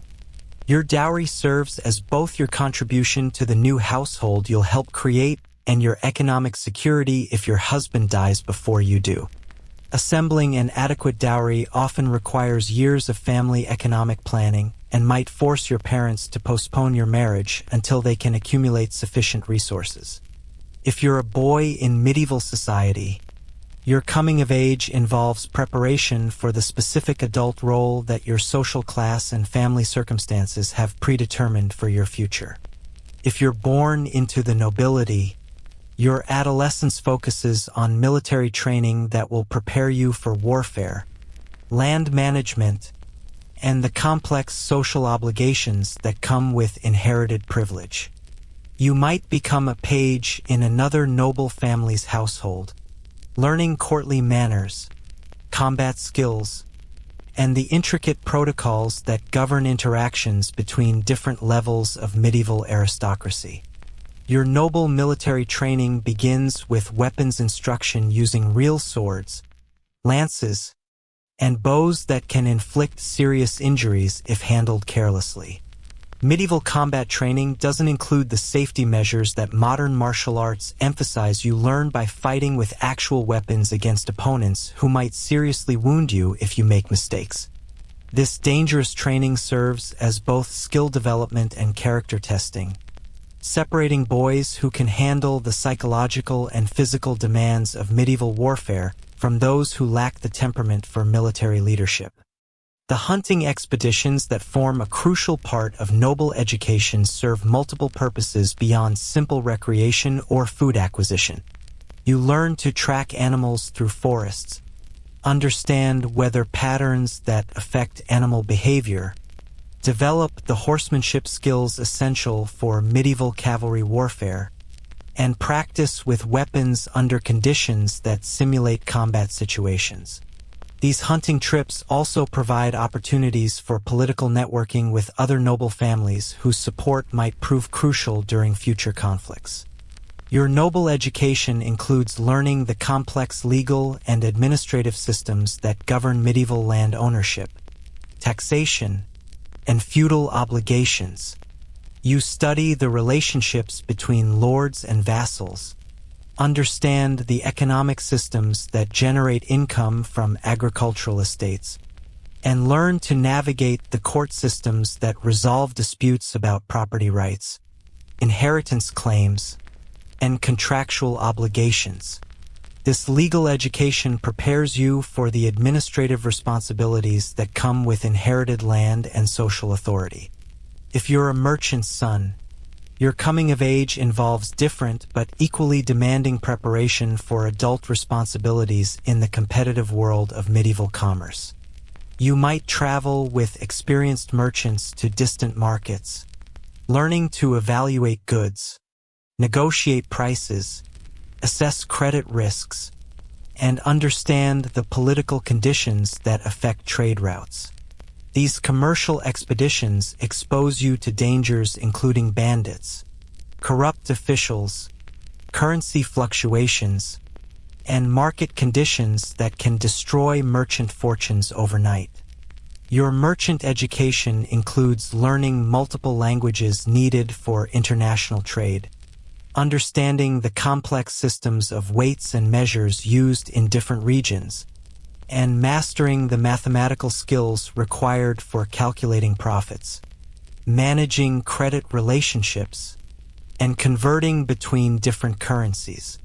You study the political situations that affect trade relationships between different kingdoms, principalities, and city-states, learning to predict how wars, treaties, and diplomatic changes might impact commercial opportunities.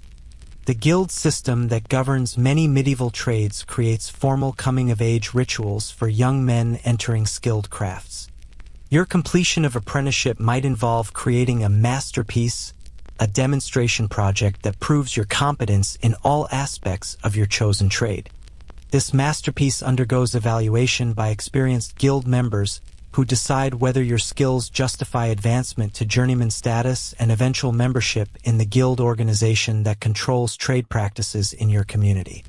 Your guild initiation involves swearing oaths that bind you to support other guild members, maintain quality standards that protect the guild's reputation, and follow pricing practices that prevent destructive competition between guild members. These oaths create lifelong obligations and relationships that provide economic security, but also limit your freedom to change careers, relocate to other communities, or innovate in ways that threaten established trade practices. For peasant children, coming of age happens without formal ceremonies, but with equally dramatic changes in expectations and responsibilities. Your transition to adult status might be marked simply by your ability to perform a full day's agricultural work without supervision, your marriage to someone from a neighboring family, or your inheritance of a small plot of land that provides the foundation for establishing your own household. Your peasant coming of age includes learning the complex customs and legal obligations that govern rural life, understanding which days you must work for your lord rather than your own family, knowing what taxes and fees you owe for using common resources like mills and ovens, and mastering the agricultural techniques that might mean the difference between successful harvests and family starvation. The legal recognition of your adult status happens gradually rather than through specific ceremonies. As community members begin treating you as someone capable of making binding agreements, entering into marriage contracts, and bearing responsibility for your own actions rather than remaining under your parents' authority. This transition might be recognized through participation in village assemblies where adult men make collective decisions about agricultural practices, dispute resolution, and community defense. Your assumption of adult responsibilities includes potential military service that medieval law requires from men of all social classes.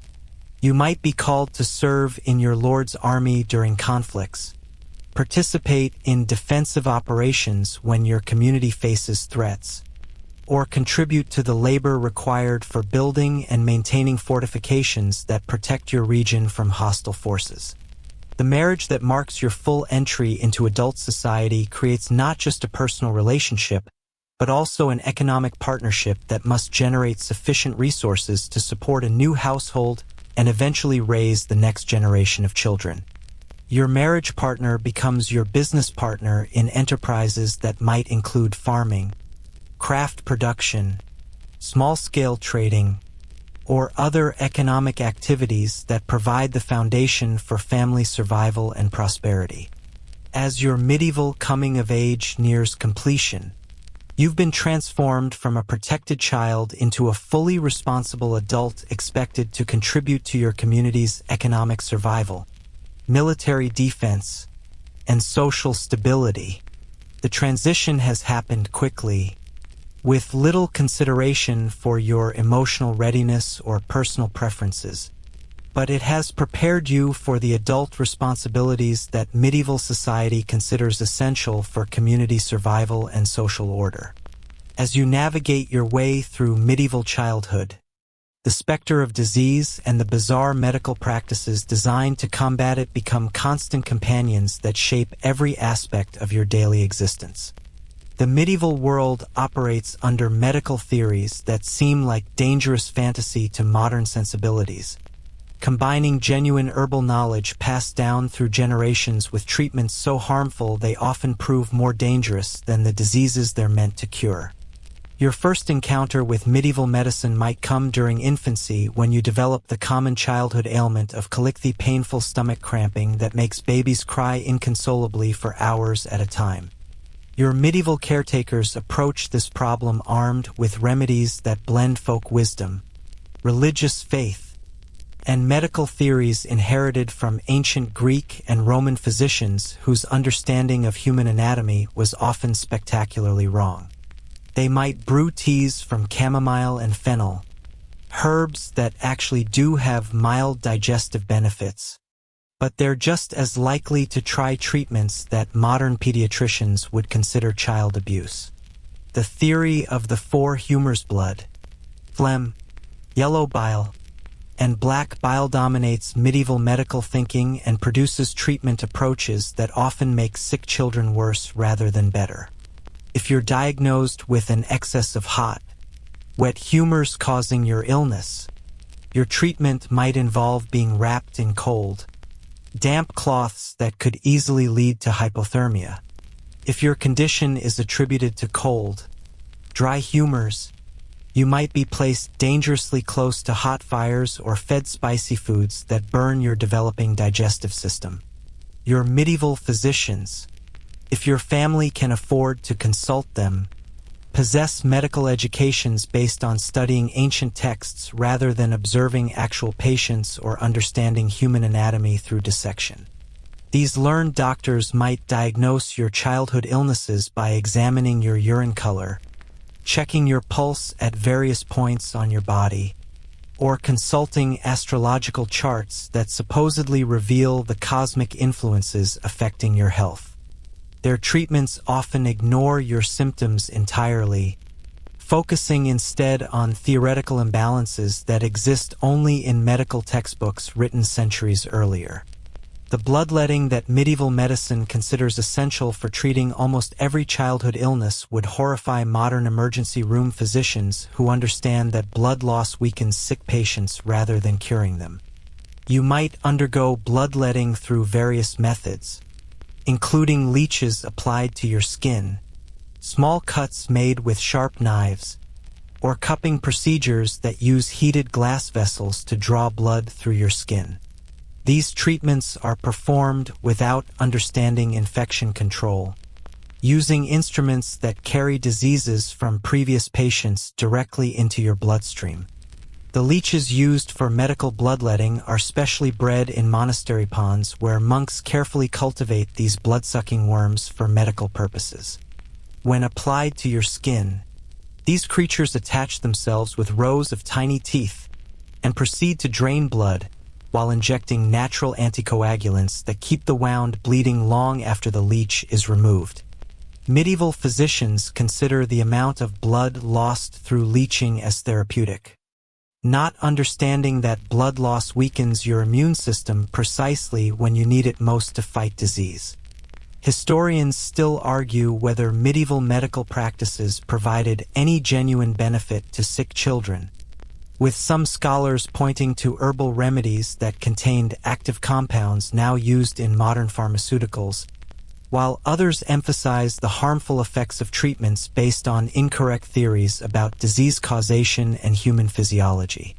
Archaeological evidence from medieval cemeteries shows signs of medical interventions including bone drilling, limb amputations, and dental procedures performed without anesthesia or antiseptic techniques. The plagues that periodically sweep through medieval Europe create childhood experiences of mass death and social chaos that modern children never encounter.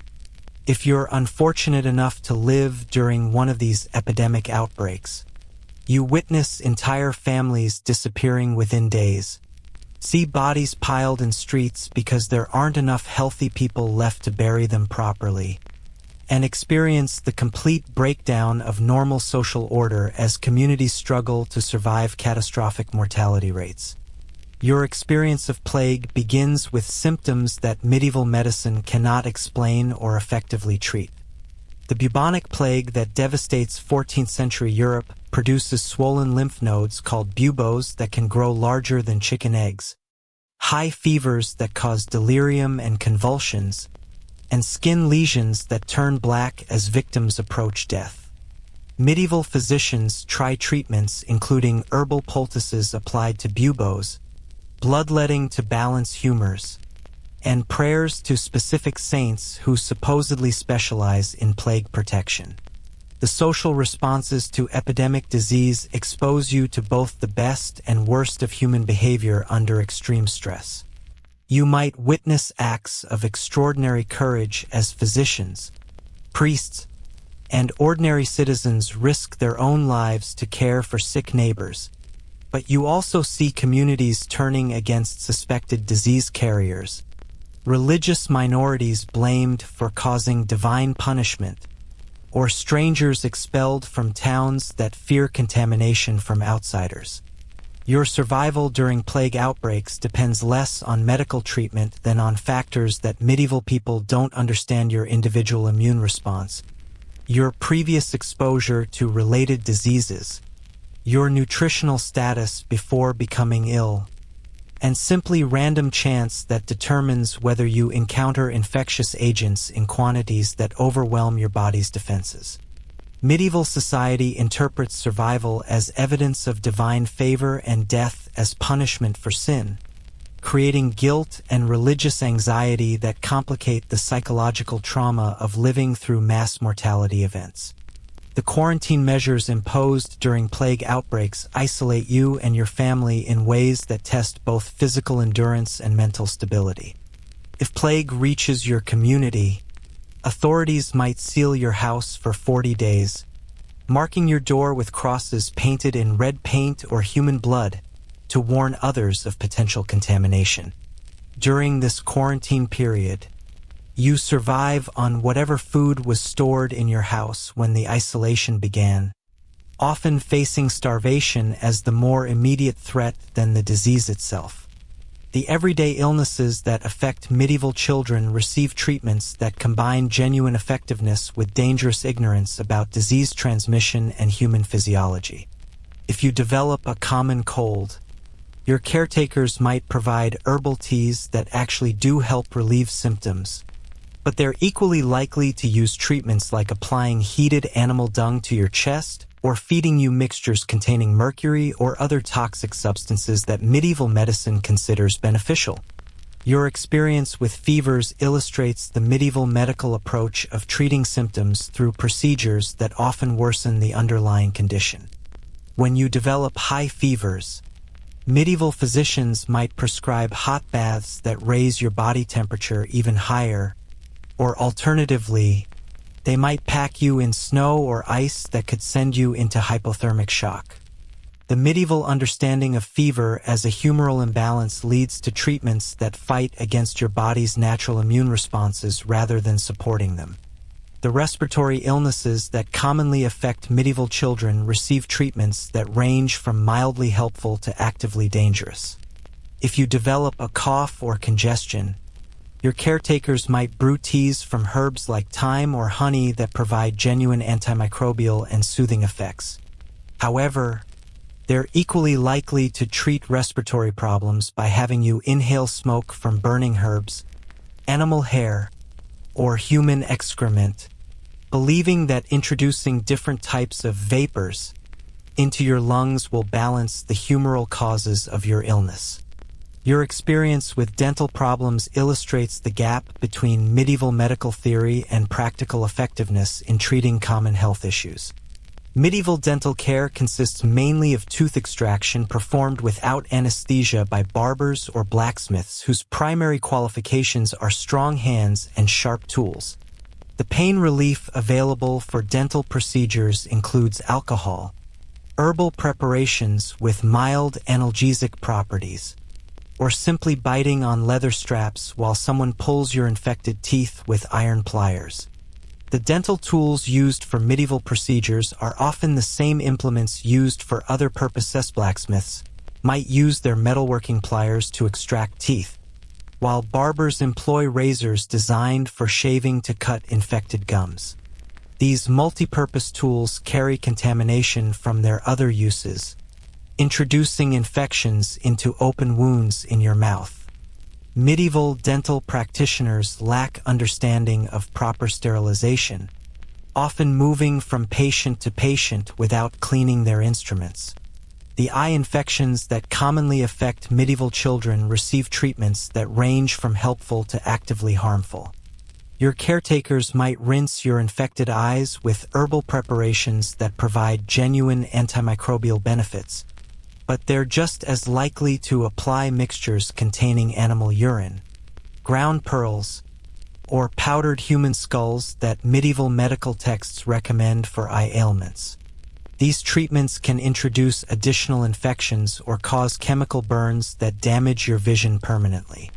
Your experience with broken bones reveals both the strengths and limitations of medieval medical knowledge. Experienced bone setters often possess genuine skill at manipulating fractured limbs back into proper alignment, using techniques that aren't dramatically different from modern orthopedic procedures. However, their treatments lack understanding of infection control, pain management, or the nutritional support needed for proper bone healing. The splints used to immobilize broken bones are fashioned from whatever materials are readily available: wooden boards, tree branches, or strips of metal that might not provide adequate support for healing fractures. Medieval bone setters wrapped these improvised splints with cloth, leather strips, or rope, creating immobilization devices that might shift or loosen as swelling changes during the healing process. The lack of proper padding means that splints often cause pressure sores or additional injuries to already damaged limbs. The surgical procedures that medieval children undergo are performed without anesthesia, antiseptic techniques, or detailed understanding of human anatomy. If you require surgery for serious injuries or medical conditions, you face procedures performed with sharp instruments that haven't been sterilized, by surgeons whose knowledge comes from animal dissection rather than human medical training. Your survival depends on your body's ability to fight off infections introduced during surgery and your tolerance for pain that medieval medicine has no effective way to control. Medieval surgical instruments include knives, saws, and cauterizing irons that serve multiple purposes beyond medical procedures. The same knife used to cut infected tissue might also be used for food preparation or leatherworking, while cauterizing irons often come from blacksmith shops where they're primarily used for metalworking. This multi-purpose use of surgical tools increases the risk of introducing infections or toxic substances into surgical wounds. Medieval understanding of mental illness in children attributes emotional and behavioral problems to supernatural causes rather than psychological or neurological factors. If you develop what modern medicine would recognize as depression, anxiety, learning disabilities, or behavioral disorders, your medieval caretakers might interpret these as evidence of demonic possession, divine punishment, or curses cast by enemies of your family. Treatments focus on spiritual remedies rather than addressing underlying causes. The exorcism procedures used to treat suspected demonic possession involve elaborate rituals that can be physically and psychologically traumatic for children already suffering from mental health issues. You might be subjected to prolonged fasting, forced consumption of holy water or blessed oils, physical restraint during prayer sessions, or exposure to religious relics that supposedly drive away evil spirits. These treatments often worsen mental health symptoms rather than providing relief. The medications available for treating childhood illnesses include both genuinely effective herbal preparations and dangerous mixtures that can cause serious harm. Medieval pharmacy combines legitimate plant medicines with substances like mercury, lead, arsenic, and various animal products that range from useless to actively toxic.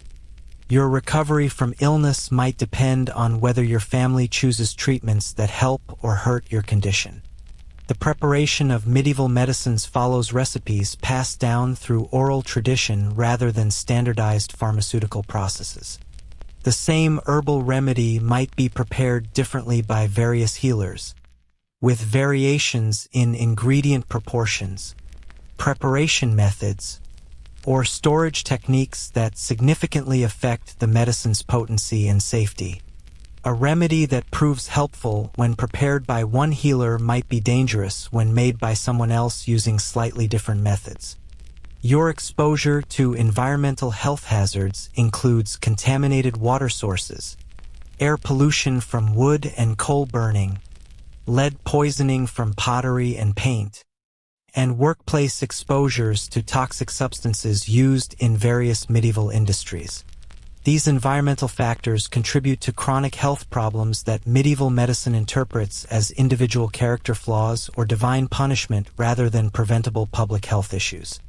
The water supply that sustains your medieval childhood often comes from wells, streams, or communal sources that receive contamination from human and animal waste, industrial runoff from metalworking or textile production, and decomposing organic matter that breeds disease-causing organisms. Medieval communities lack understanding of water purification, often relying on water sources that would be condemned as unsafe by modern public health standards. The preventive health measures available to medieval children focus on spiritual rather than medical approaches to disease prevention. Your family might use protective amulets, make pilgrimages to healing shrines, or participate in religious rituals designed to ward off illness, but they lack understanding of hygiene, nutrition, or lifestyle factors that actually affect disease susceptibility. The religious healing practices that medieval families employ include prayers to specific saints who supposedly specialize in particular types of illness, consumption of blessed water or oil from religious shrines, and wearing religious medals or relics that supposedly provide divine protection against disease. While these practices offer psychological comfort and community support during illness, they don't provide the medical intervention that serious conditions require. Your experience with infectious diseases like measles, smallpox, or whooping cough involves high mortality rates and severe complications that modern vaccines and medical treatments have largely eliminated. Medieval families expect to lose several children to infectious diseases, making childhood survival a matter of luck rather than medical intervention. The immunization that modern children receive through vaccination doesn't exist in medieval medicine, leaving you vulnerable to diseases that kill or permanently disable significant percentages of children who contract them. Smallpox, measles, and other epidemic diseases sweep through medieval communities regularly, creating cycles of mass illness and death that devastate entire generations of children. The transition from childhood illness to adult health problems happens without modern understanding of how early medical experiences affect long-term physical development. Your childhood diseases and treatments might leave you with permanent disabilities, chronic pain, or reduced life expectancy that medieval society accepts as normal consequences of living in a fallen world where suffering represents divine will rather than preventable medical problems. The scars, both physical and psychological, that result from medieval medical treatments become permanent reminders of your encounters with a healthcare system that often caused as much harm as the diseases it attempted to treat. You might carry surgical scars from procedures performed without proper instruments, dental problems from extractions performed without adequate care, or chronic health issues resulting from treatments that damaged rather than healed your developing body. As your medieval childhood nears its end, you carry scars both visible and invisible from encounters with diseases and medical treatments that tested your body's resilience against challenges that modern children rarely face. Your survival represents a victory against odds that claimed many of your potential playmates, achieved through a combination of luck, constitutionally strong health, and treatments that sometimes helped despite being based on fundamentally incorrect understanding of human physiology and disease causation. Remember that crocodile dung sunscreen from your infancy? It seems almost reasonable compared to some of the medical adventures you've survived during your journey through medieval childhood, where mercury pills and bloodletting leeches represent the cutting edge of pediatric healthcare. As your medieval childhood draws to its close and you stand on the threshold of adulthood, the daily rhythms that have shaped your young life reveal themselves as a complex tapestry of survival, community, and the constant search for moments of joy within a world that offers little protection from hunger, cold, danger, and early death. Your final years of childhood unfold against the backdrop of seasonal cycles that govern not just agricultural work but every aspect of medieval existence, from the foods you eat to the clothes you wear to the very likelihood of your survival through another winter. Your typical day begins before dawn, not because medieval people enjoy early mornings, but because daylight represents precious working time that cannot be wasted in a world without electric lighting. You wake to the sounds of roosters crowing, adults moving about their morning tasks, and perhaps the distant tolling of church bells that mark the canonical hours governing religious observance throughout medieval society.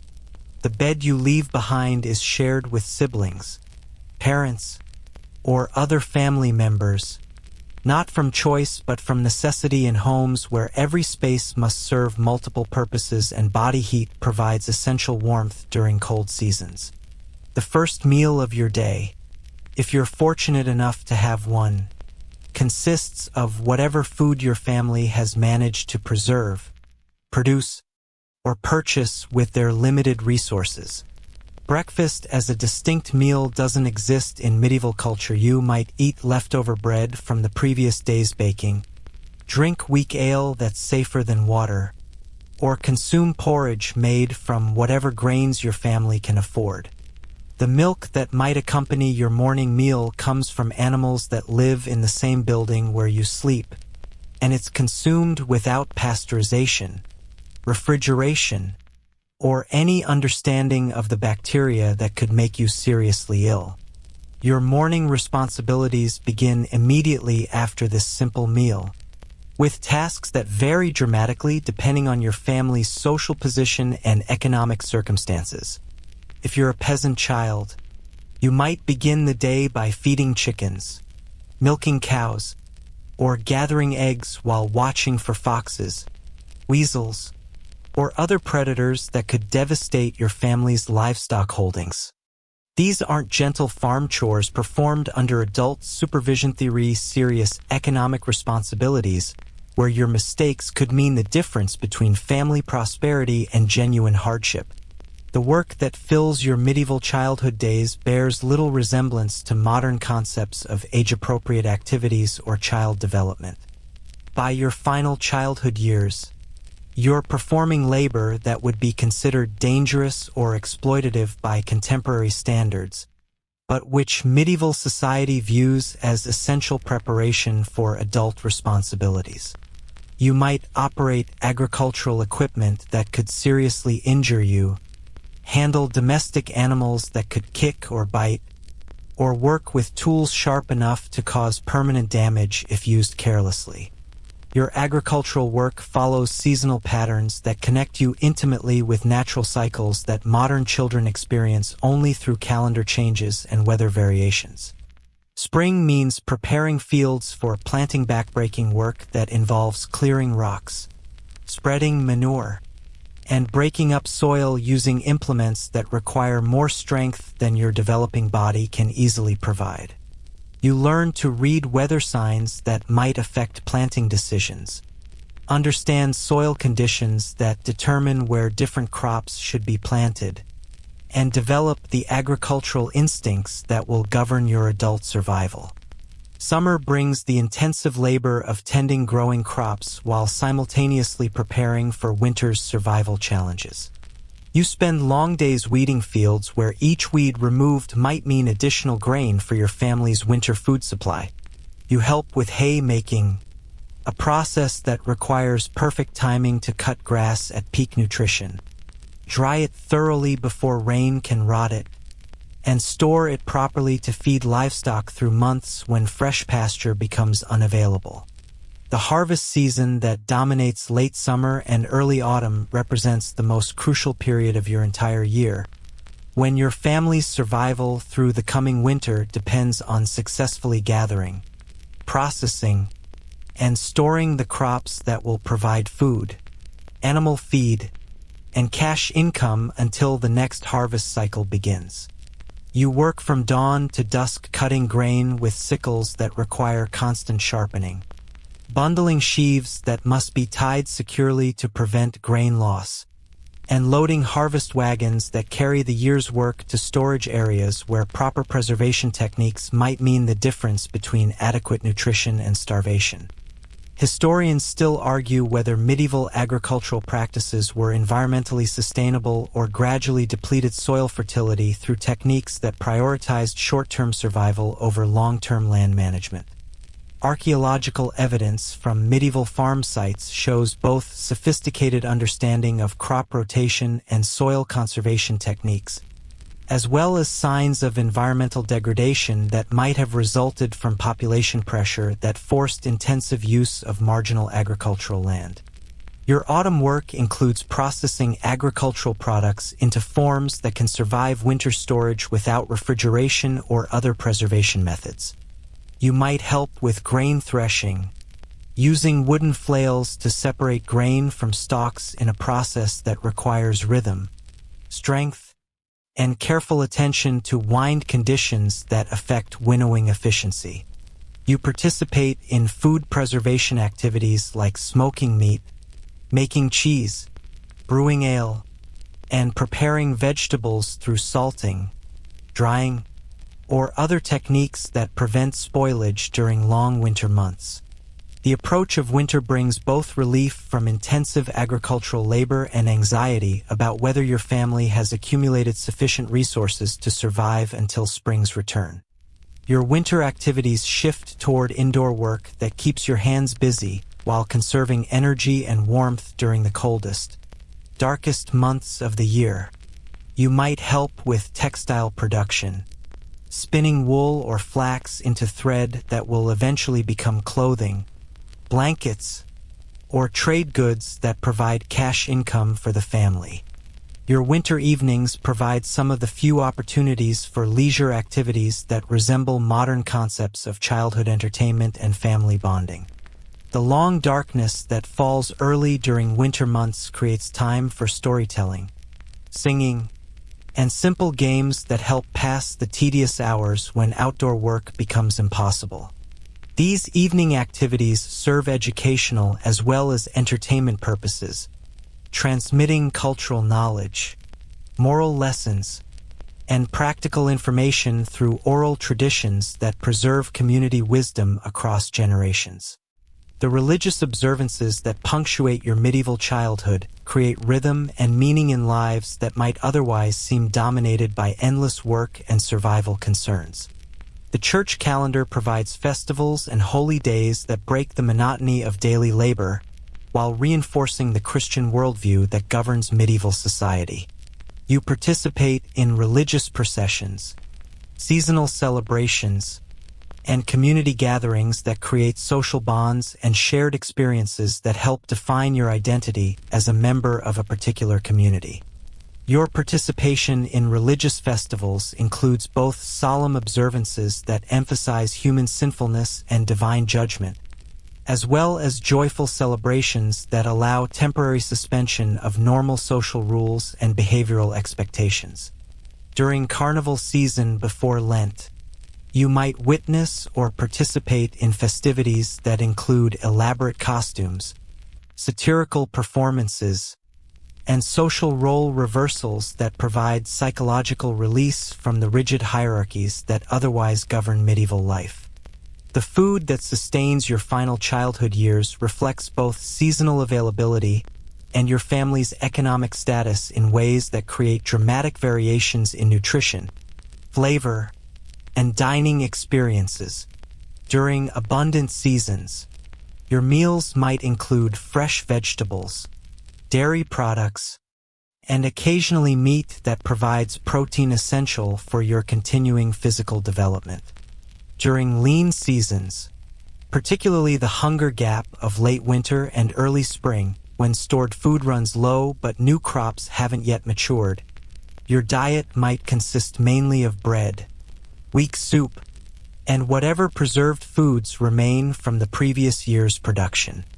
Your medieval diet includes foods that would seem strange or unappetizing to modern palates, but which represent sophisticated adaptation to seasonal availability and preservation requirements. You might eat blood sausages made from slaughtered animals, fermented beverages brewed from various grains and fruits, or preserved vegetables that have been salted, pickled, or dried to prevent spoilage. These foods provide essential nutrition while making use of every possible food source in a world where waste could mean starvation.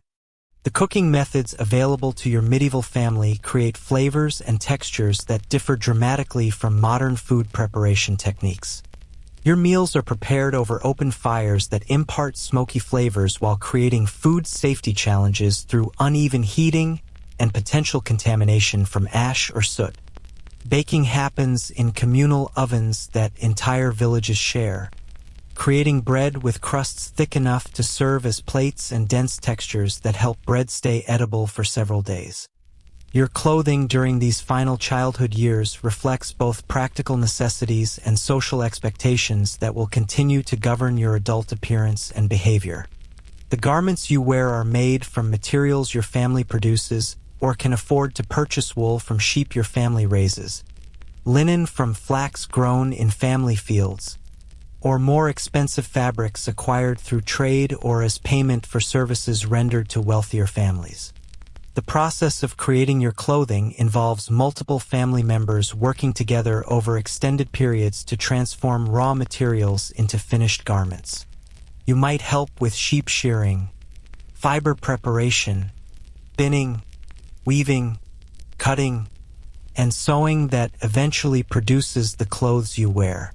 This hands-on involvement in clothing production gives you intimate knowledge of textile quality, construction techniques, and the economic value represented by different types of fabric and workmanship. Your social relationships during these final childhood years prepare you for the adult networks of mutual obligation, community support, and economic cooperation that will govern your adult life. You develop friendships with other children through shared work experiences, religious activities, and the limited leisure time available for play and socializing. These childhood relationships often continue throughout adult life, creating networks of mutual support that help families survive economic disasters, illness, or other crises that threaten individual survival. The games and entertainment that occupy your limited leisure time during these final childhood years increasingly resemble adult activities rather than pure play.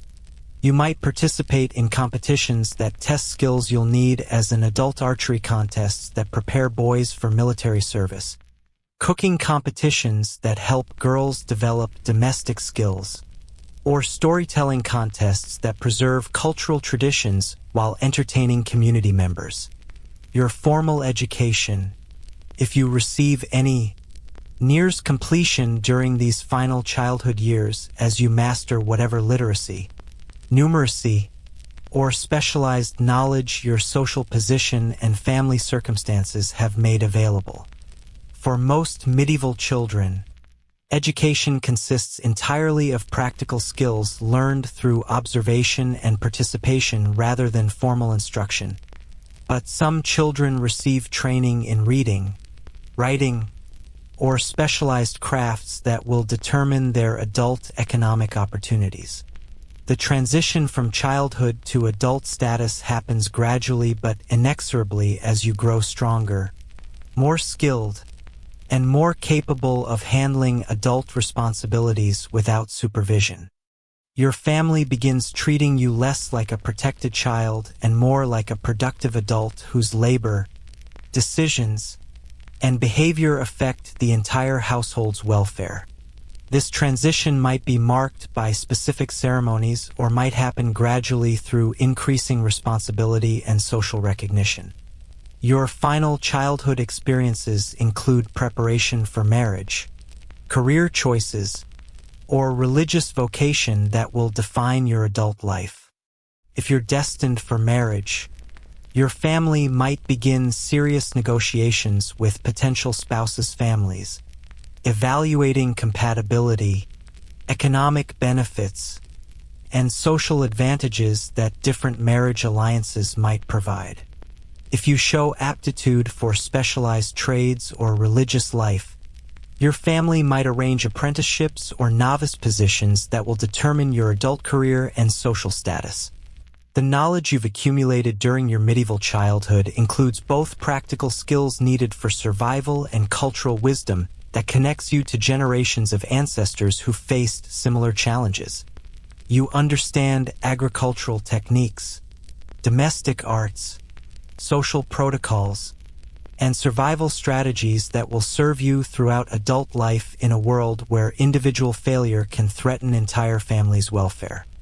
As your medieval childhood draws to its close, you've been shaped by experiences that modern children never encounter: intimate knowledge of food production, direct participation in essential survival activities, early exposure to adult responsibilities, and understanding of social hierarchies that will govern your entire adult life. You've learned that life is precarious, that comfort is temporary, and that survival depends on hard work, community cooperation, and the ability to adapt to circumstances beyond your individual control.